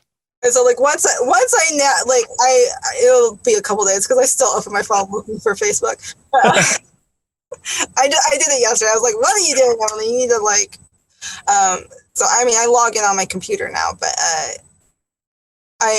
it was on my phone when it was happening, and I, like, pulled it up when I'm at work, and I was all like, oh, my newsfeed is showing some chaotic things are happening. I'm going to put my phone down and focus on work because I don't want to stress about this. Like, I did the same thing election day because I knew results were going to be slow because of pandemic and mail-in ballots. I was like, don't even turn on the news or anything. Don't look at it because you're not going to get the updates you want to know. Like, and so I came home and I didn't turn on the news until about 8 p.m. that night. And still, I was all like, it's wild. Then like, I don't have cable TV either. Right. But during the elections, like I had to like find YouTube channels that were streaming the news. Like I purposely went out my way to check. I don't know. Looking back on it now, I'm like, all that stress was not healthy. Number one. Number two, definitely lost a lot of friends on Facebook. It's not just because of political differences. I mean, people are allowed to have that, but if you're being direct assholes, For example, the one guy that I blocked recently is because I made a post, whatever. But this other friend of mine posted this photo of, is it Kathy Griffin holding the bloody head, right? And she's like, I want to see if Facebook censors this. I'm like, okay, you do that. Like, I'm not going to respond. Society censored Kathy Griffin. She was blacklisted for that shit. Like, it's so funny because, like, they're going out, like, I saw that too, and I was like, do you not remember the backlash that she got fired from everything? Like, she had, like, a hit show that was, like, canceled. Like, all of this shit happened. I know. She posted that in 2016 or 2017 or whatever. 16. I think it was 16. Um, and yeah, like there was huge social backlash. There didn't need to be censorship because society Had their shit together. at a reasonable space. Like they're like, no, too much, right? And so the fact that we are at this place where like too much has just become normal, that we're like, so now these social platforms are having to like squash it because it's like society has lost their mind and they're not stopping this nonsense on their own. And so like it's funny that like the loss of perspective from that moment to where we are now, like Yeah, well, and then I didn't respond back to it. I was just like, okay, whatever. Then somebody had to comment on it and saying, I wish that was Joe Biden's head. And I'm like, okay, where the fuck did this come from? Right. And so I deleted the post, like that comment. So yeah, I did censor her, fun fact. And I blocked whoever commented on that because I'm like, what part of my status was like, oh yeah, I'm going to say this, you know, like it's just so extreme. Like, what the fuck? So, it makes me mad. Facebook makes me mad. And everybody knows how shitty it is, except boomers. Boomers don't know how shitty Facebook is. But if you're not a boomer, you know how toxic Facebook is. You know how toxic social media is if it's not taken with a grain of salt, you know? And we're still addicted to it. Like we're so soaked into it. I'm afraid to delete Twitter. Like I love Twitter and I hate admitting that, but it's because like it's where I get my updates because I don't have news. I don't watch cable. So, well, like, I know it's affected a lot of people. You know, I've certainly had my moments, but I think maybe because I worked in social media, like I did social media customer service, and I learned all about it. Like I have an understanding of how like things in communication travels across the platforms in the written word or whatever, and how people interpret things or misinterpret things. And so for me, like that's why what I post is very specific and why I avoid kind of going into those hot top, you know, subjects. It's not that I don't want to engage with somebody on that, but let's do it on a personal level. So if you are going to get in my face, you can look like the asshole you are in real life. Or we can be reasonable human beings and have a conversation about what's going on. Right.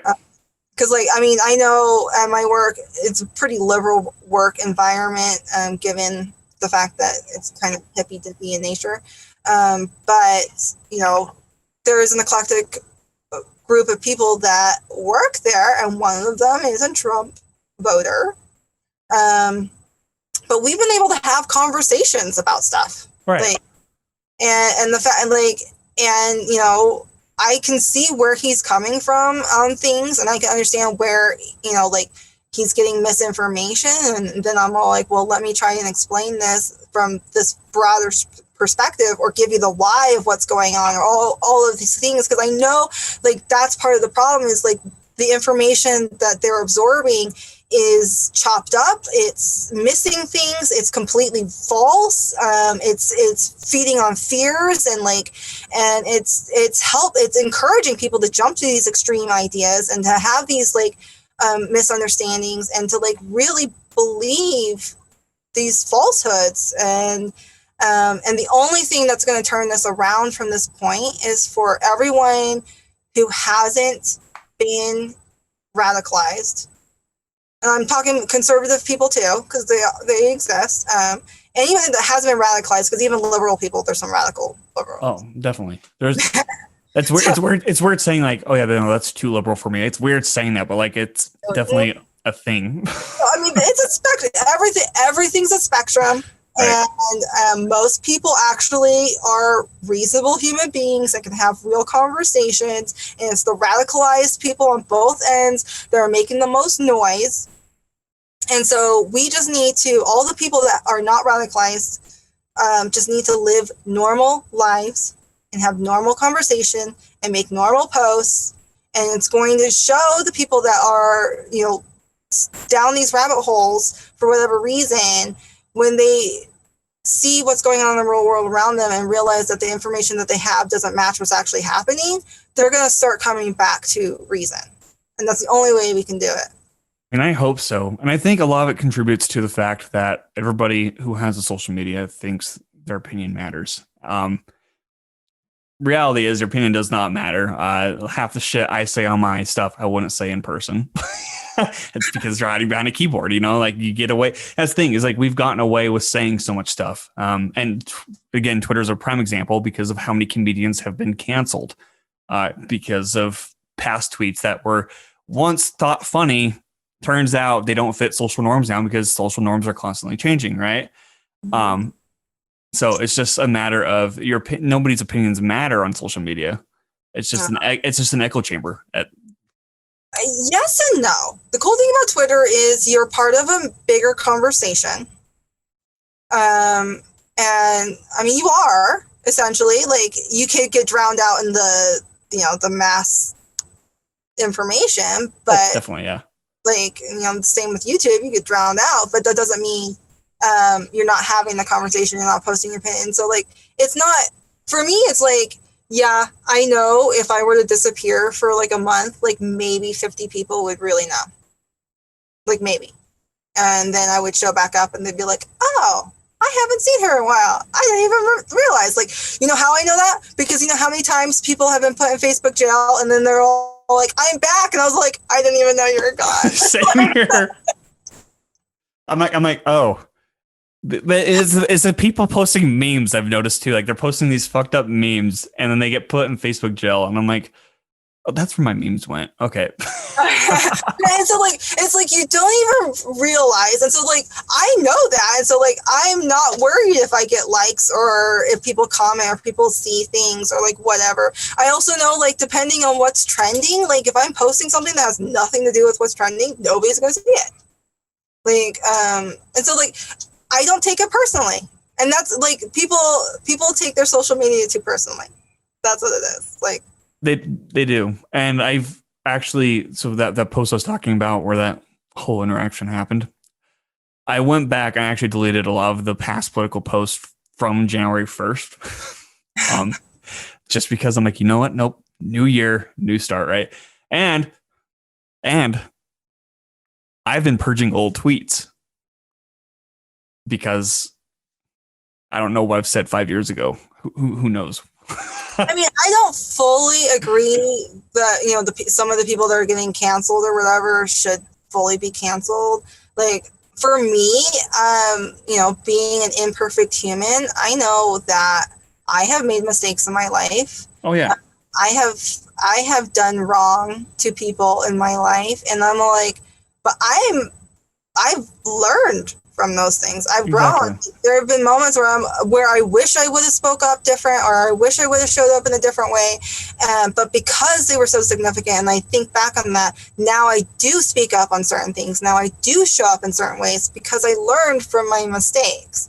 Right. And so for me, when I see somebody has learned that they're living a better life, that they are being a better person, if I find out 20 years ago they said some shitty things, I'm going to be like, well, that's unfortunate, but I'm glad to see who you are right now.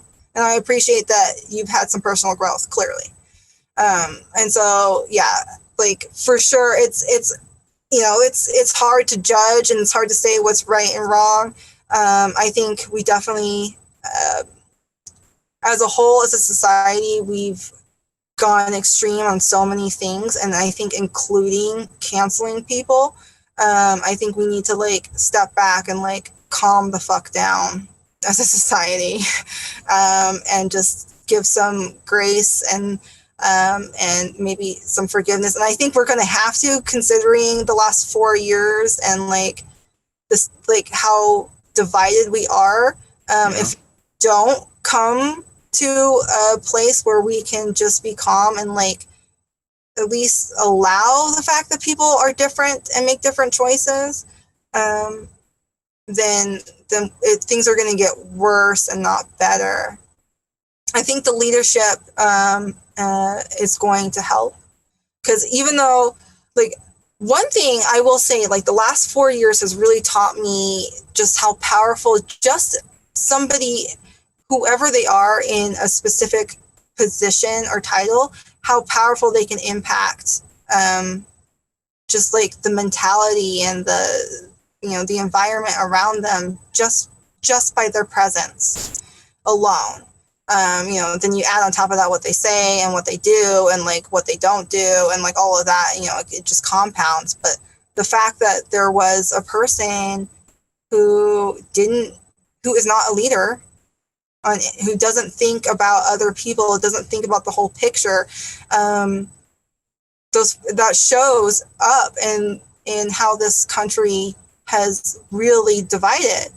Because even though when Obama was in office and there were people that despised him, our country wasn't at this level of animosity towards each other. It wasn't so extremely divided. It was just like, I don't like this guy. And that's normal. Because, when George W. Bush was in office, how many people didn't like that guy? Like a lot. Like that guy. So, like, politics is hard, but being a leader is harder, I think, because especially like when you're a leader of people that are of different ideas and you got to make tough choices. I even know like people who like, even though they like love Obama, they also criticize him because they're like, he made choices in office that they didn't agree with, because you know what, being a leader is hard, and sometimes you got to make those hard. Like, I realize like I don't want to make a choice on whether I'm going to bomb a country, like,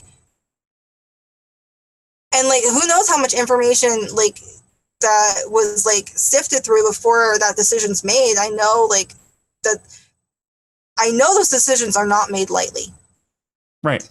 Right. And so, war isn't my first choice, but like, I don't know what those conversations are. And I realize that I don't ever want to know what those conversations are. And I am grateful that there are people in this country that are going to take on those roles so we can all live normal lives. Like, that's essentially what they're doing. I mean, unfortunately, like, like, the Senate and the House, like a lot of that, they stopped doing things for their constituents and they're doing things for party.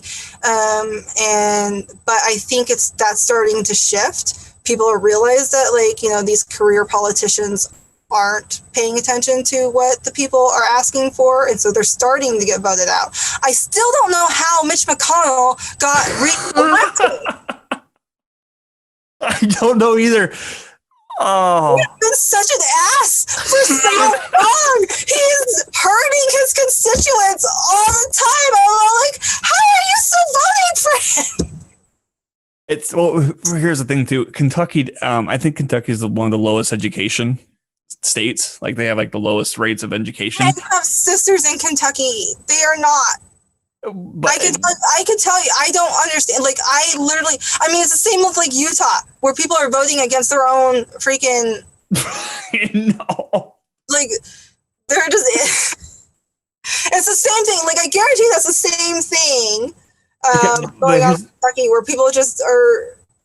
It could be just gerrymandering too. I mean, that's a huge thing. That's Utah's problem is gerrymandering. Utah has that huge problem, yes, and now we have a fringe conspiracy guy representing us. Utah, what the fuck? But here's the thing. With McConnell, I don't know. Was it even with the $600 checks, people were like, yeah, it's $600. That's a good guy right there.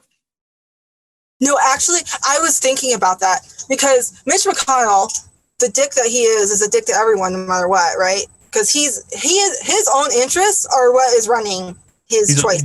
Right. And so, like, he doesn't care about his constituents, but he also doesn't care about Trump. And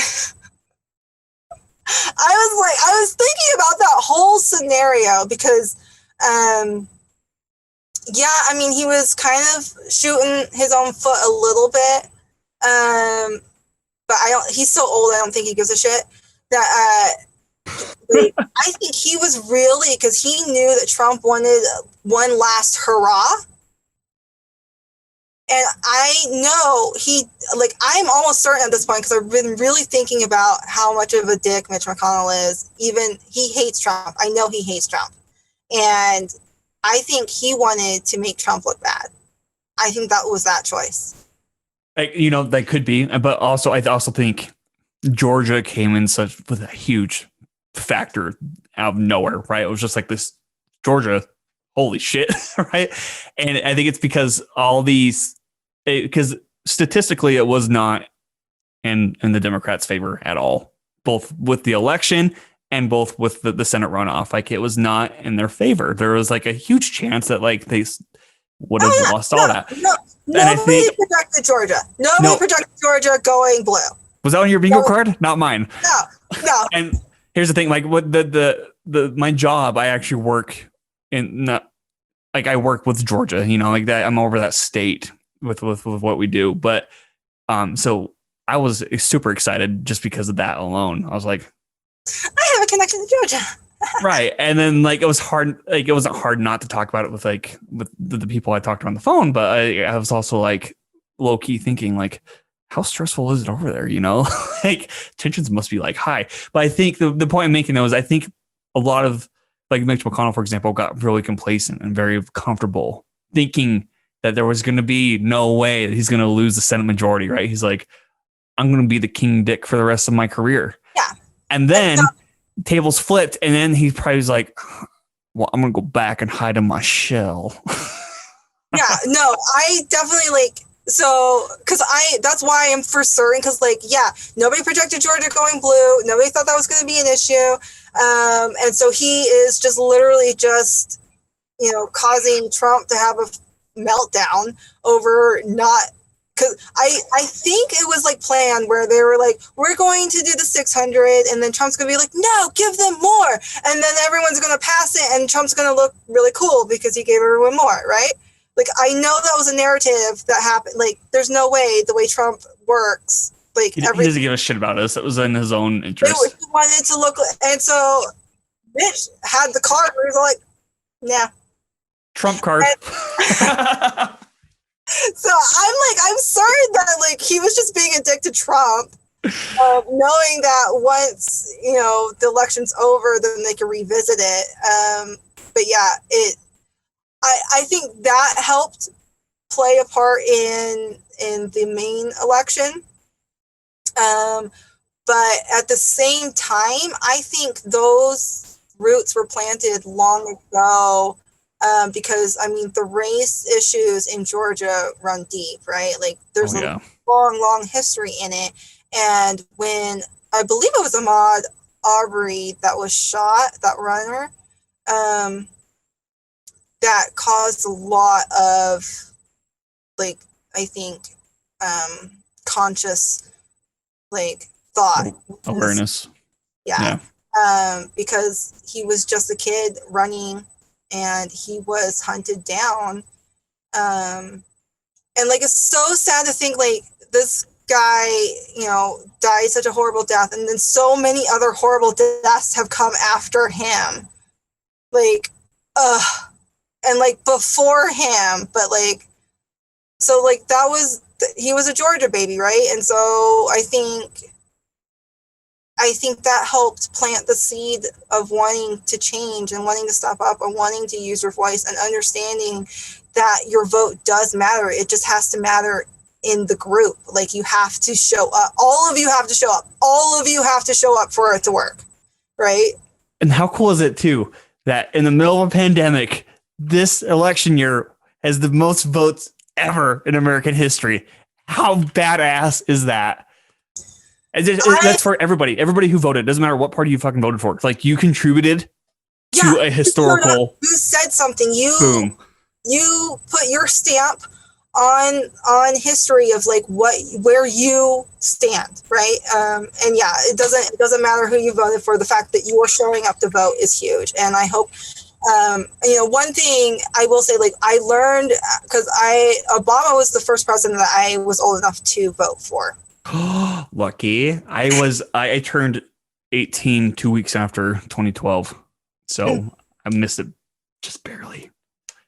And so I was super excited to vote for him, but that I didn't understand elections. I didn't understand anything other than the president kind of stuff. And then in 2014, when the voter turnout was terrible because Obama got a lot of kids out. Like the turnout was pretty solid for Obama, right? Or just for that election in general. But 2014 like did not see the same numbers, especially for the Democrats, and so they lost the House, I believe. And so like all the changes that Obama had wanting to do couldn't be done, and it never recovered. Like right, like you know, even through his 2 terms, we never got the House back from him. Yep.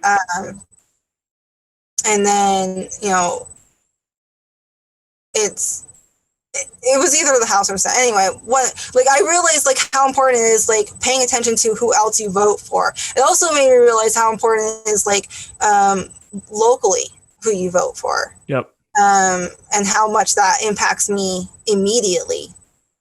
And so now I show up for every election. It's kind of fun voting. I mean, it is, and like I don't know, like there's something liberating. Just read about people, and I'm like, who's the good person? I don't know.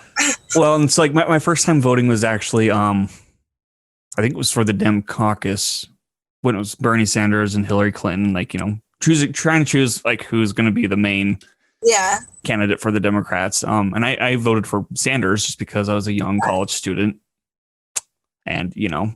Feel the burn. It was fun, but I voted for Sanders too. I think he's a solid. Like I feel so bad that he. I know. America, we have this solid human being that could be leading us, and he's still, you know, like that showed. Like talk about character because he doesn't stop. Like it's not about the election. It's not about where he is. It's just he serves wherever he can, and mad respect for Bernie. Right. And well, here's the thing too. So then, you know, of course Hillary got it. And so I was like, well, Trump or Hillary, well, that's not really a hard. Well, apparently it was hard. Apparently it was there was hard. Confusion everywhere. So but then in 2020, this year, you know, with Biden and Sanders ran again. So I'm like, what are the chances, you know? Because also, here's the thing, too. I do think Democrats were playing dirty within their own party. Like, that pissed me off. And so this year, when Sanders, it's like when Biden came out of nowhere, you know, back with these votes, I'm like, this seems like another narrative that's being pushed by the Dems. And I was not happy. It was before the pandemic, right? This is right before the pandemic hit. And I was just like, poor Bernie. Why? And then, but now I'm thinking about it. I'm like, dude, with this pandemic, I don't think Bernie would have won. Because he's a little bit more. He's abrasive. And, you know, honestly, like, I mean, Biden's more middle ground than Sanders. And so I think he appealed to more people. And, like, even Hillary's middle ground, you know, I think sexism played a lot in that. Oh, for sure. Yeah. Which, like, because Hillary, like I've learned, like, you're never going to get the ideal person in that office. You just never will. But, again, like, you're out, like, you have to find the one person out of 350 million people, right? Of course, nobody's going to be the perfect one because there's 350 million opinions that you have to appease to. So like, I'm now coming to terms with the fact that you can't have the best one. You gotta have, and you know, it's so funny because like I think Biden is just so okay, like he's just so okay on every level. Yes. And here's hearing, like, I don't know did you watch the news today at all? No. Okay, so there was a moment of silence for the 400,000 deaths, you know, due to COVID. But he made a speech, and then it was at the reflection pool. And like all these lights kind of came on, but hearing him speak, I got teary eyed. I'm like, is this normalcy? Is this going back to like intelligent, like speeches where I'm not like being forced to fringe reality? Like, what is this? You know, it's weird. It's a weird sense going back. Yeah. So, I mean, like as okay as Biden is as a politician, I think he's exactly who we need right now. Yeah. To just just show what it's like, what we should be like normal talk, normal leadership, putting people in the right places to do the jobs that they need to do, like just. And I will say, like, you know, because he's definitely one of those people that I think he's grown personally as a human being. Oh yeah. Like, people were bringing up stuff from, like, you know, the 80s or whatever of like what he used to say, and I'm all like, dude, It's that was the 80s. 30 years ago. That's like somebody bringing up like John Hughes movies and hating on them, and I'm like, that was the fucking 80s. Like, of course they're gonna have issues now. I mean, it was Biden who nonchalantly talked about how he was okay with gay marriage, and he had conversations with Obama, and he said he was okay, and so then Obama had to be like, oh yeah, I'm okay with gay marriage. Like, it was Biden who initiated that conversation, and now why we have legalized gay marriage. I didn't even know that. See? Like, I think we like forget the growth of a human being. And so, like, yeah, there's like, he's a prime example of why, like, he shouldn't have been canceled, because he's grown. He's grown in his office. I mean, again, he's still okay, like, as a politician, but he's not a bad person, and he learns and he listens. And I think that's what we need, is somebody who will listen. And because of him, we got our first lady vice president.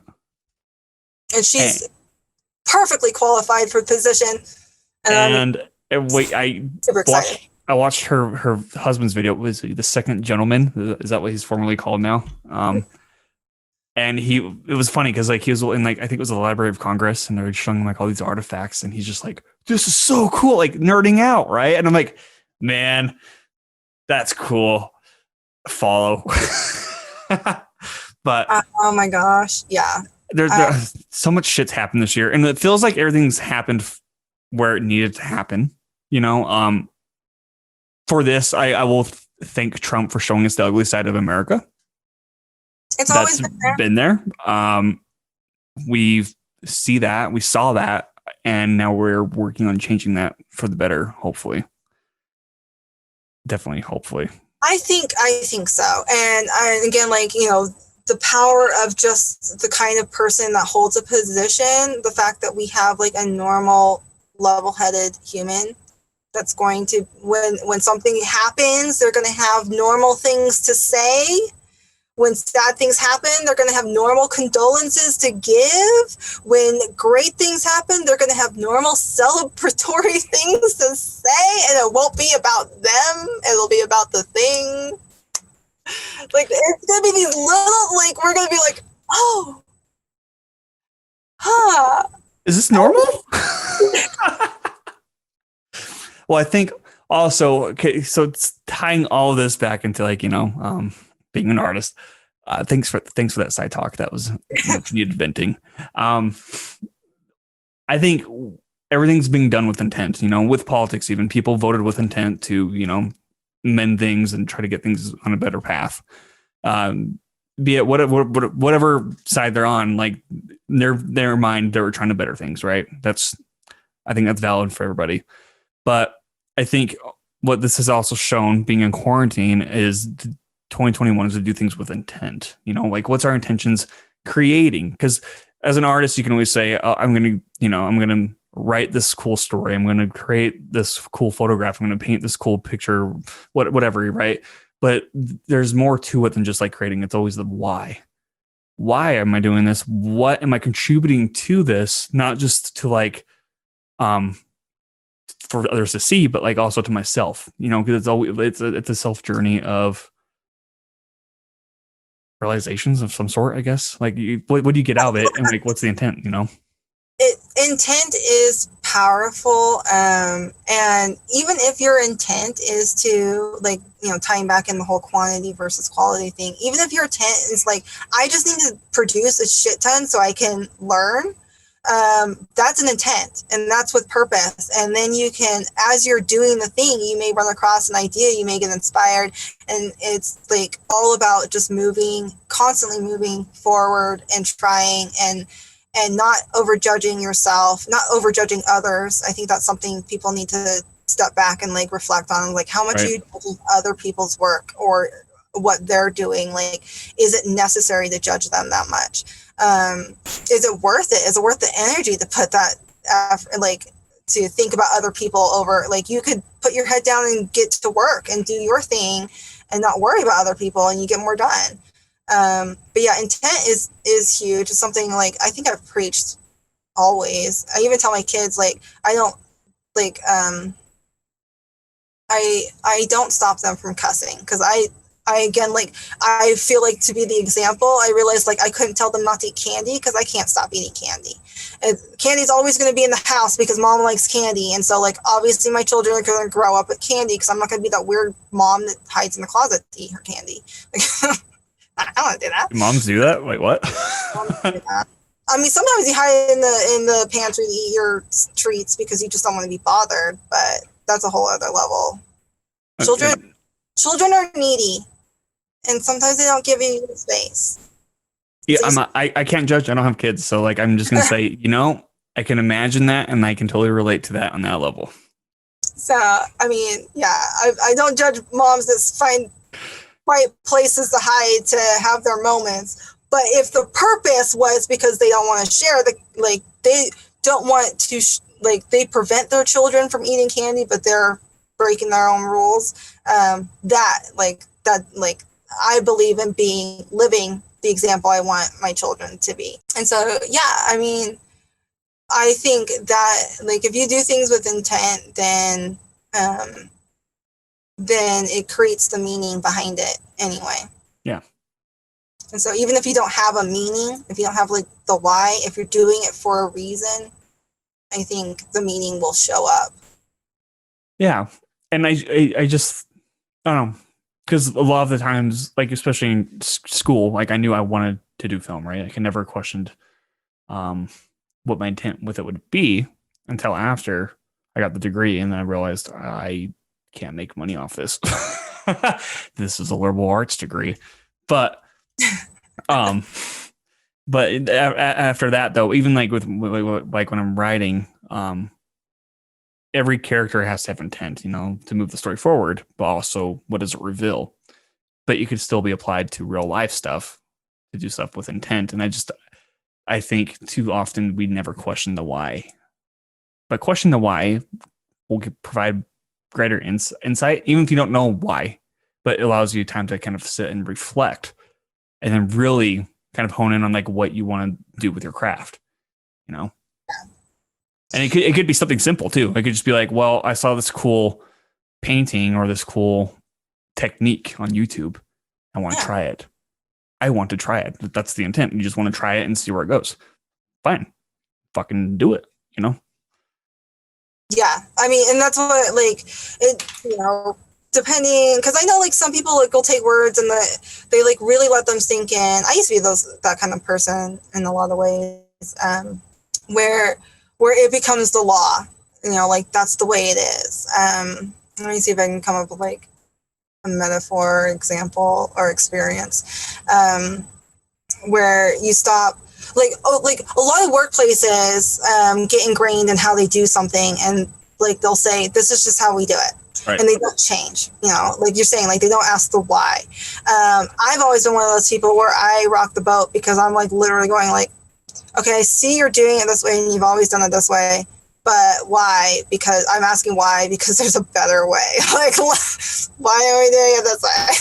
Yeah. I've been doing that a lot with my work of like, there's a better, easier way to do this. Yeah, so like, for me, a lot of my personal growth and coming back into my creative self was like, I used to like stop doing things that wouldn't make me money. Like if I wasn't good enough to have a career out of it, I stopped doing it. So I stopped tap dancing. I stopped playing the violin. I stopped. Well, hold on. You tap danced and you played the violin? Yes. Okay. And stand-up comedy, apparently. Keep going. Jack of all trades. I am a curious person. Or would it be Jill of all trades? It'd probably be Jill of all trades, right? Jack and Jill. Yeah, Jack and Jill. I mean, I don't know if that's where it I comes from. try, like I've done bookbinding. I mean, like if you can name a craft, I've probably done it, or some sort of like. Underwater basket weaving. No, but I've done basket weaving. That's more than I've ever done. I'm not very good at. That's one I actually want to revisit because the way I did it was I was trying to upcycle my magazine pages, and like I was making. Anyway, I didn't do a very good job. But I don't. I mean, yeah, I gotta revisit that. I should try it with grass, I think.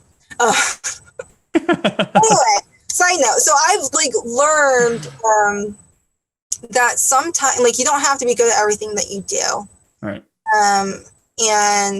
And sometimes the why is because you want to. Sometimes like your intent is because you're curious.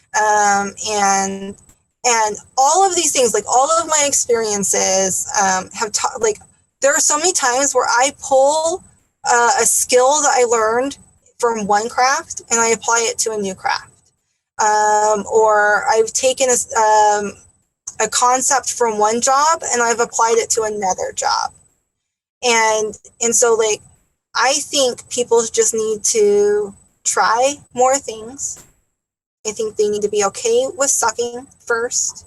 And when they like something, to keep going, push past the sucking point, because then eventually they won't suck and they'll be decent. And then eventually they'll go from decent to being really great. And then on top of that, they need to brag about themselves. I think everybody needs to brag about themselves more, with intent. Don't just be saying I'm the best. Like, we have an example of a person that just says they're the best. Look where that got us. And they're literally not. And so, like, brag with intent and knowing where your skills are. Don't be so humble. Know where your passions are, that you are good at things, and it's okay to tell people that you're good at things. Be genuinely proud of yourself. Yeah. Because you know what? You have to be your first cheerleader. You have to. If you aren't cheering yourself on, and I spent a lot of time alone in my, after I left my kid's dad, I spent a lot of time alone without anybody around. And I realized that, like, I would do some really cool things on my own, and there was no witnesses or anything, or for me to like call up and be like, oh my gosh, I just did this thing. And so I realized in those quiet, lonely days that if I didn't go, heck yes, Emily, that was amazing, nobody else would.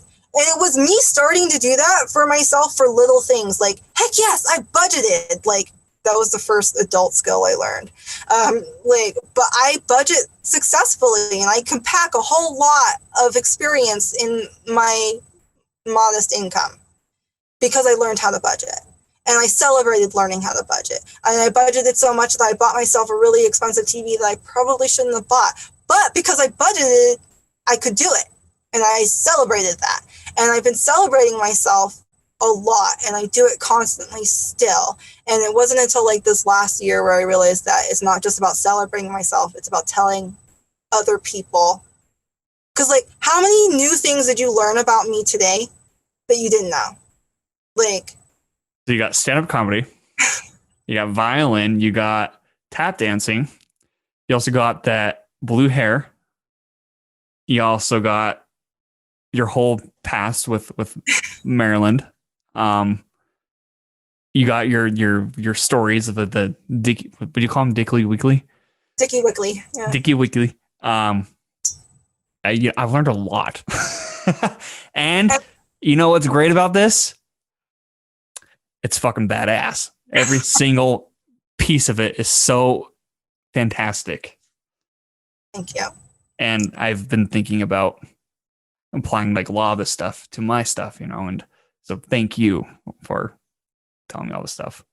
I like that, and that's where I realized, like, if I don't use my voice, tell my story, tell my experiences,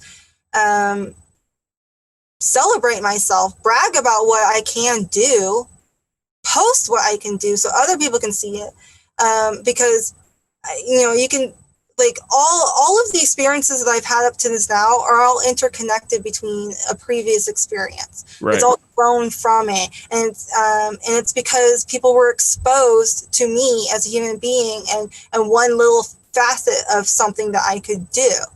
And so now I'm all like, wait, I need to do that more. I need to grow, like I need to expand that more. And so like I'm going to be, and I was really scared of the idea of people thinking that I was like being full of myself or self-centered or like attention grabbing. And I'm like, no, it has nothing to do with that. It has like, I have these skills that I am good at, and I want to share those. And I have these experiences that I have been through that I want to share to help other people and inspire other people so they know why I'm doing these things or how I got here. Because like none of us can do anything alone, and it takes somebody who's a little bit ahead of us to hold their hand back and go, come on, we're going. And so that's where like what I'm trying to do now. And so like I'm going to show up so much more because I want to help people show up for themselves and show up for their communities and show up for their families and be happier and more fulfilled because they're doing what they love and what, you know, sets their soul on fire. Like, that's my new mission. God damn. You like covered everything too that like I usually end the podcast with. Okay, well, let me ask you this then. With all that and like all these realizations, like what are your fears? Because you could still have, you know, like everybody could still be as positive and like fucking going at it, but there's always going to be that little person on your shoulder being like, hey, what if you don't succeed? You know, what if this is all a waste of time? What if? Fear. Well, I mean, I've spent, you know, almost 35 years of my life being nearly invisible. And so I've had that experience. I can check that off. I don't need to continue that. I want to try something else. And so I'm going to go forward from that. I do still, and I probably will never not fear, but now I'm going to ignore it because I know that what I want to do is more important and outweighs my fears of being misinterpreted and judged and you know, called whatever. And then I'm like, but I realize that I can't control what other people think. I can just control how I show up in the world and where I am. I know my intent. I know who I am as a person, as a human being. And so that's all I can control, is continuing to show up and be the person that I am. And, you know, those that know me and have got to work with me or be around me, they'll know the real Emily. And so there could be whatever naysayers they are, the real Emily exists, and that's never going to change. And so I'm going to probably carry that fear with me, but I'm just going to ignore it. The other thing, and this might be surprising, but I actually realized it at the beginning of 2019, is I actually have a fear of being massively successful. And I didn't realize this was a fear, and I had to do a lot of, like, I mean, that was 2019 was a year, but I had removed all obstacles in my way, and I had set myself up for success. I knew it was completely possible, but I still couldn't pull the trigger. And I got to that point, and this is one of those like video things I want to create the concept for, because I realized that there was literally nothing in my way but myself. And I had to do some serious hardcore inner work to realize, like, why? Why did I stop? What was that? And I came to the realization that I'm scared of being massively successful, and that is because of my relationship. And I equate super rich or super successful or whatever that is with evil. And I didn't want to all of a sudden become incredibly successful and then all of a sudden be evil. And I thought that would happen. Like in my, like deep down, like that was what was holding, like, and so like I have spent most of 2020 reevaluating my relationship with money and my understanding of like what it is. And just like, going on with the fear of like people misinterpreting and judging me and like misconstruing what I'm saying or doing. I know that I'm going to be me no matter what. And then because I had that realization with that, it also made me realize no matter how much money I have or how much success or fame or attention, I'm going to be me. I've worked really hard on being me and staying true to myself. I'm not going to sacrifice that. It's been tested so much. My character has been tested and I have not faltered because it's so important to me to stay true to myself and be authentic. Because at the end of the day, like if everyone else fell off the face of the planet and it was just me, I would want to be the person that I'm okay to hang out with. And so I love hanging out with myself, and it's taken years to get to this point. And so I also realized like money's not going to change that. Money can't change that. You know what? More money or more success or more attention is what I'm going to do. I'm going to literally turn that around and pump it into everybody that I celebrate already. I already do it. I was in, and I like, on a modest level. And that's why I want to be like,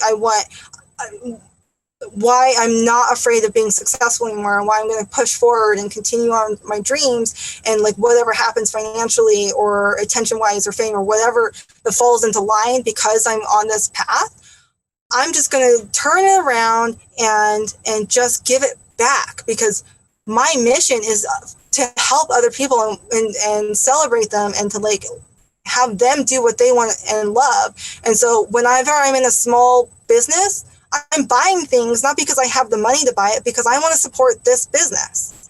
I buy art because I want to support the artists. I go watch short films and stuff because I want to support the creators. Like I want to support people. And so I want to be able to use my voice, my money, my platform, my whatever to just pump everyone else up. Like that's my mission. And I realized like nothing's going to change that. But yeah, I definitely am like, I'm still working on it. I know I'm still working on it.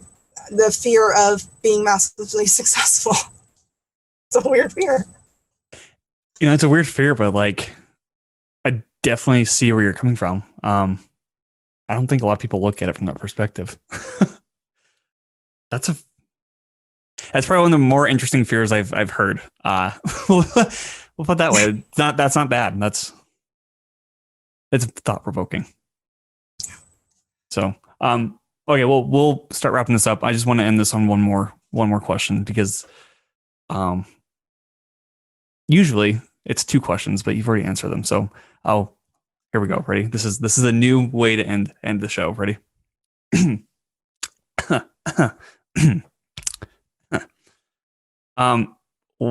What are the best highs that you've had doing what you love and supporting others? Like, how high has that brought you compared to your lows?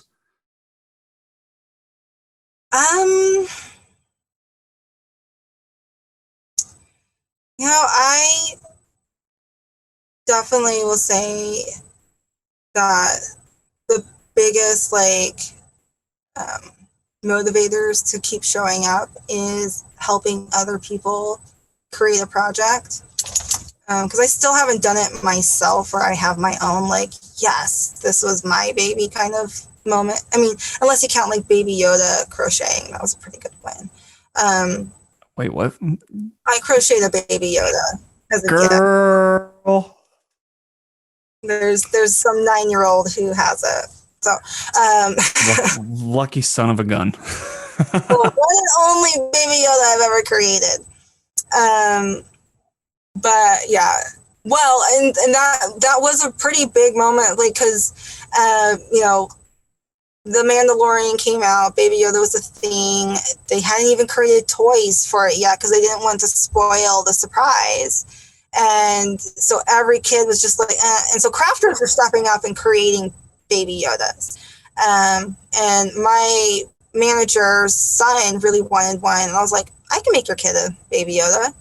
And so I made, it was about 6-7 inches tall, a good squeezable sized Baby Yoda. I just invented it, There's no pattern. There's nothing. I just invented a Baby Yoda, and it was, I mean, it's cute. I did a good job. I think I tweeted a picture of it when I did it. I don't tweet that often, but I think a picture exists on Twitter. I'm gonna go look for that after we're done. and so like, but that was like years of like crocheting. It took me 3 years to make one hat, because I sucked at it so bad. But I kept going back to it, and then I finally finished it, and I still have the hat. It's actually sitting right now. I was looking at it. And I even messed it up where I had to go back because I had made it too tight, and so like it has a flaw in it.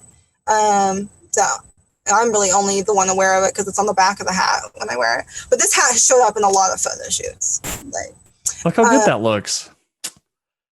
And I can make this hat now in about 3 hours. So that's what I say, like, push past the point you suck and just keep going. And it was producing a whole bunch of hats that got me good at crocheting, but it's my background in beads and creating animals with beads where I can now break down, because a crochet stitch is like one little square essentially. And so I can, because it's like the same as a bead, I can translate that in my head and I can make up whatever, like, instantly. And so, yeah, the Baby Yoda was a big win, but definitely, like, just, you know, working Toys in the Shed. We did a skit. I wrote it, but the finished product is definitely the compilation of all of our talents together, because it was shot in front of a green screen, and, like, you know, so, like, all of this, like, happened, and, like, we all had to, like, work to get the props and everything for it. But it's an infomercial for bread from the 1920s, with the concept of, like, you know, people use, like, the greatest thing since sliced bread. But we're like, what about the invention of slicing the bread? Yeah, what about it? And that one I'm, like, super proud of, because, like, that, like, my favorite thing about filmmaking is it's a team effort. To make real compelling art and tell good stories and a really solid finished product, it takes a lot of talent to do it. And so, you know, like, I have the example of what I can do by myself. You know, I do kind of like doing those kind of things just to have, like, that, like, understanding and experience of, like, well, this is what I can do. But then, like, I have this other one of, like you can go on my YouTube, on the Loco Foxinator YouTube channel. There'll be no links. I'll send you a link where you can see, you know, my short film that I made by myself, compared to this team effort short skit. And, like, the glow up is real. Teamwork is real. Teamwork really does make the dream work. And so that's my favorite thing about filmmaking, and that's why I keep showing up to help people, because, like, I know I'm only one part of the puzzle, and if I can be a good solid piece, a good solid cog in the whole inner workings of the machine, then you know, like, it's a great thing. Like, it's a community. Filmmaking is really cool in that sense, because, like, there, for example, there's this where's he? I think he's Polish. What's his name? Krzysztof Kalowski. I think that's exactly. I don't know if I murdered that. I'm sorry. But he had a quote that I'm going to kind of paraphrase, so it's not like word for word. But basically, it was like, you know, sitting in a coffee shop, seeing somebody walk in, and they walk out, and you'll never see them again. It was like that one chance in a lifetime kind of thing. And filmmaking kind of tends to have that, you know, like, how many people do you work on set that you never see again because they're move out to a different state, they move out, you know, to work on bigger projects.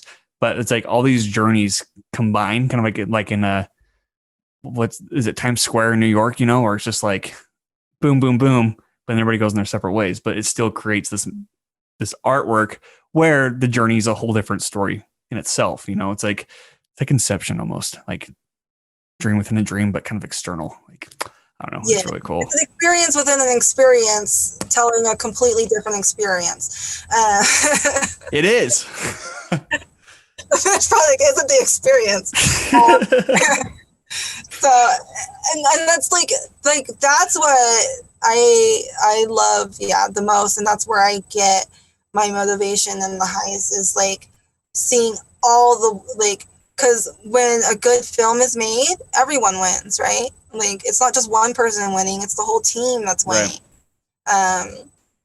And so yeah, that's where the highs come from is. And where like my motivation comes from is just like I want to see everyone win. I want to see everyone happy. I want to see everyone doing what they love. I want to see everyone telling their stories. Like I am everyone's biggest cheerleader. You're like Oprah. You get a car. You get a car. You get a car. If I could be, are you kidding me? That'd be great. Put that on my bucket list.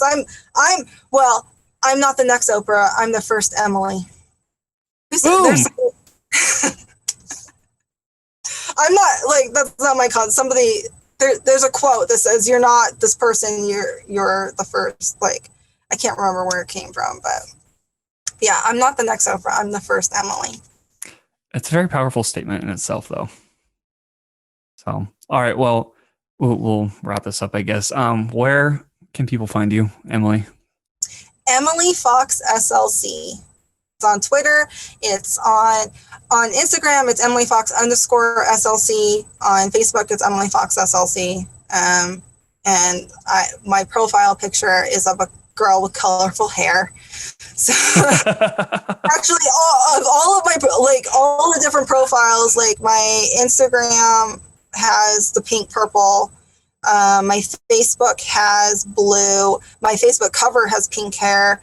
My Facebook page has brunette, and I think my Twitter has brunette still. I didn't change that. It's like all different phases of Emily. Well, thank you for coming on and talking for 2.5 hours. It's fantastic. And you told me, you're like, well, I don't know what to say, and I'm just like, well, I said I was unqualified for your podcast. Yeah, and here we are. Like, you're definitely more qualified than I am. So, boom. I mean, I think I just have a decade of life experience ahead of me. I think that's the biggest difference. I mean, I'm going to disagree, but it's also probably true. But I'm going to disagree for the sake of disagreeing. No, thank you for coming on. And you could check out the podcast and everything. I have a website. Did you see the website I made? Yes, it's beautiful. I'm proud of you. Like, I need to make a website. And like the fact that you're like, I'm making a website. I did this thing. And I was like, oh. Yeah, no, I randomly made a website. It's harder than I thought it was going to be, because I saw like a 2-hour YouTube channel. This guy just going through it. And I'm like, fuck yeah, I can do that. Turns out it was like a week's worth, a week and a half worth. And it all happened during like the raiding of the Capitol, so it was just like, it was everywhere. Anyways, yes, check out the website. It's ccexistentialistartist.com, and there's podcast and everything's on there. Also follow me on Twitter and Facebook if you want, and Instagram. But yeah, Emily, thank you for coming on. Oh, this has been great. Thank you for having me.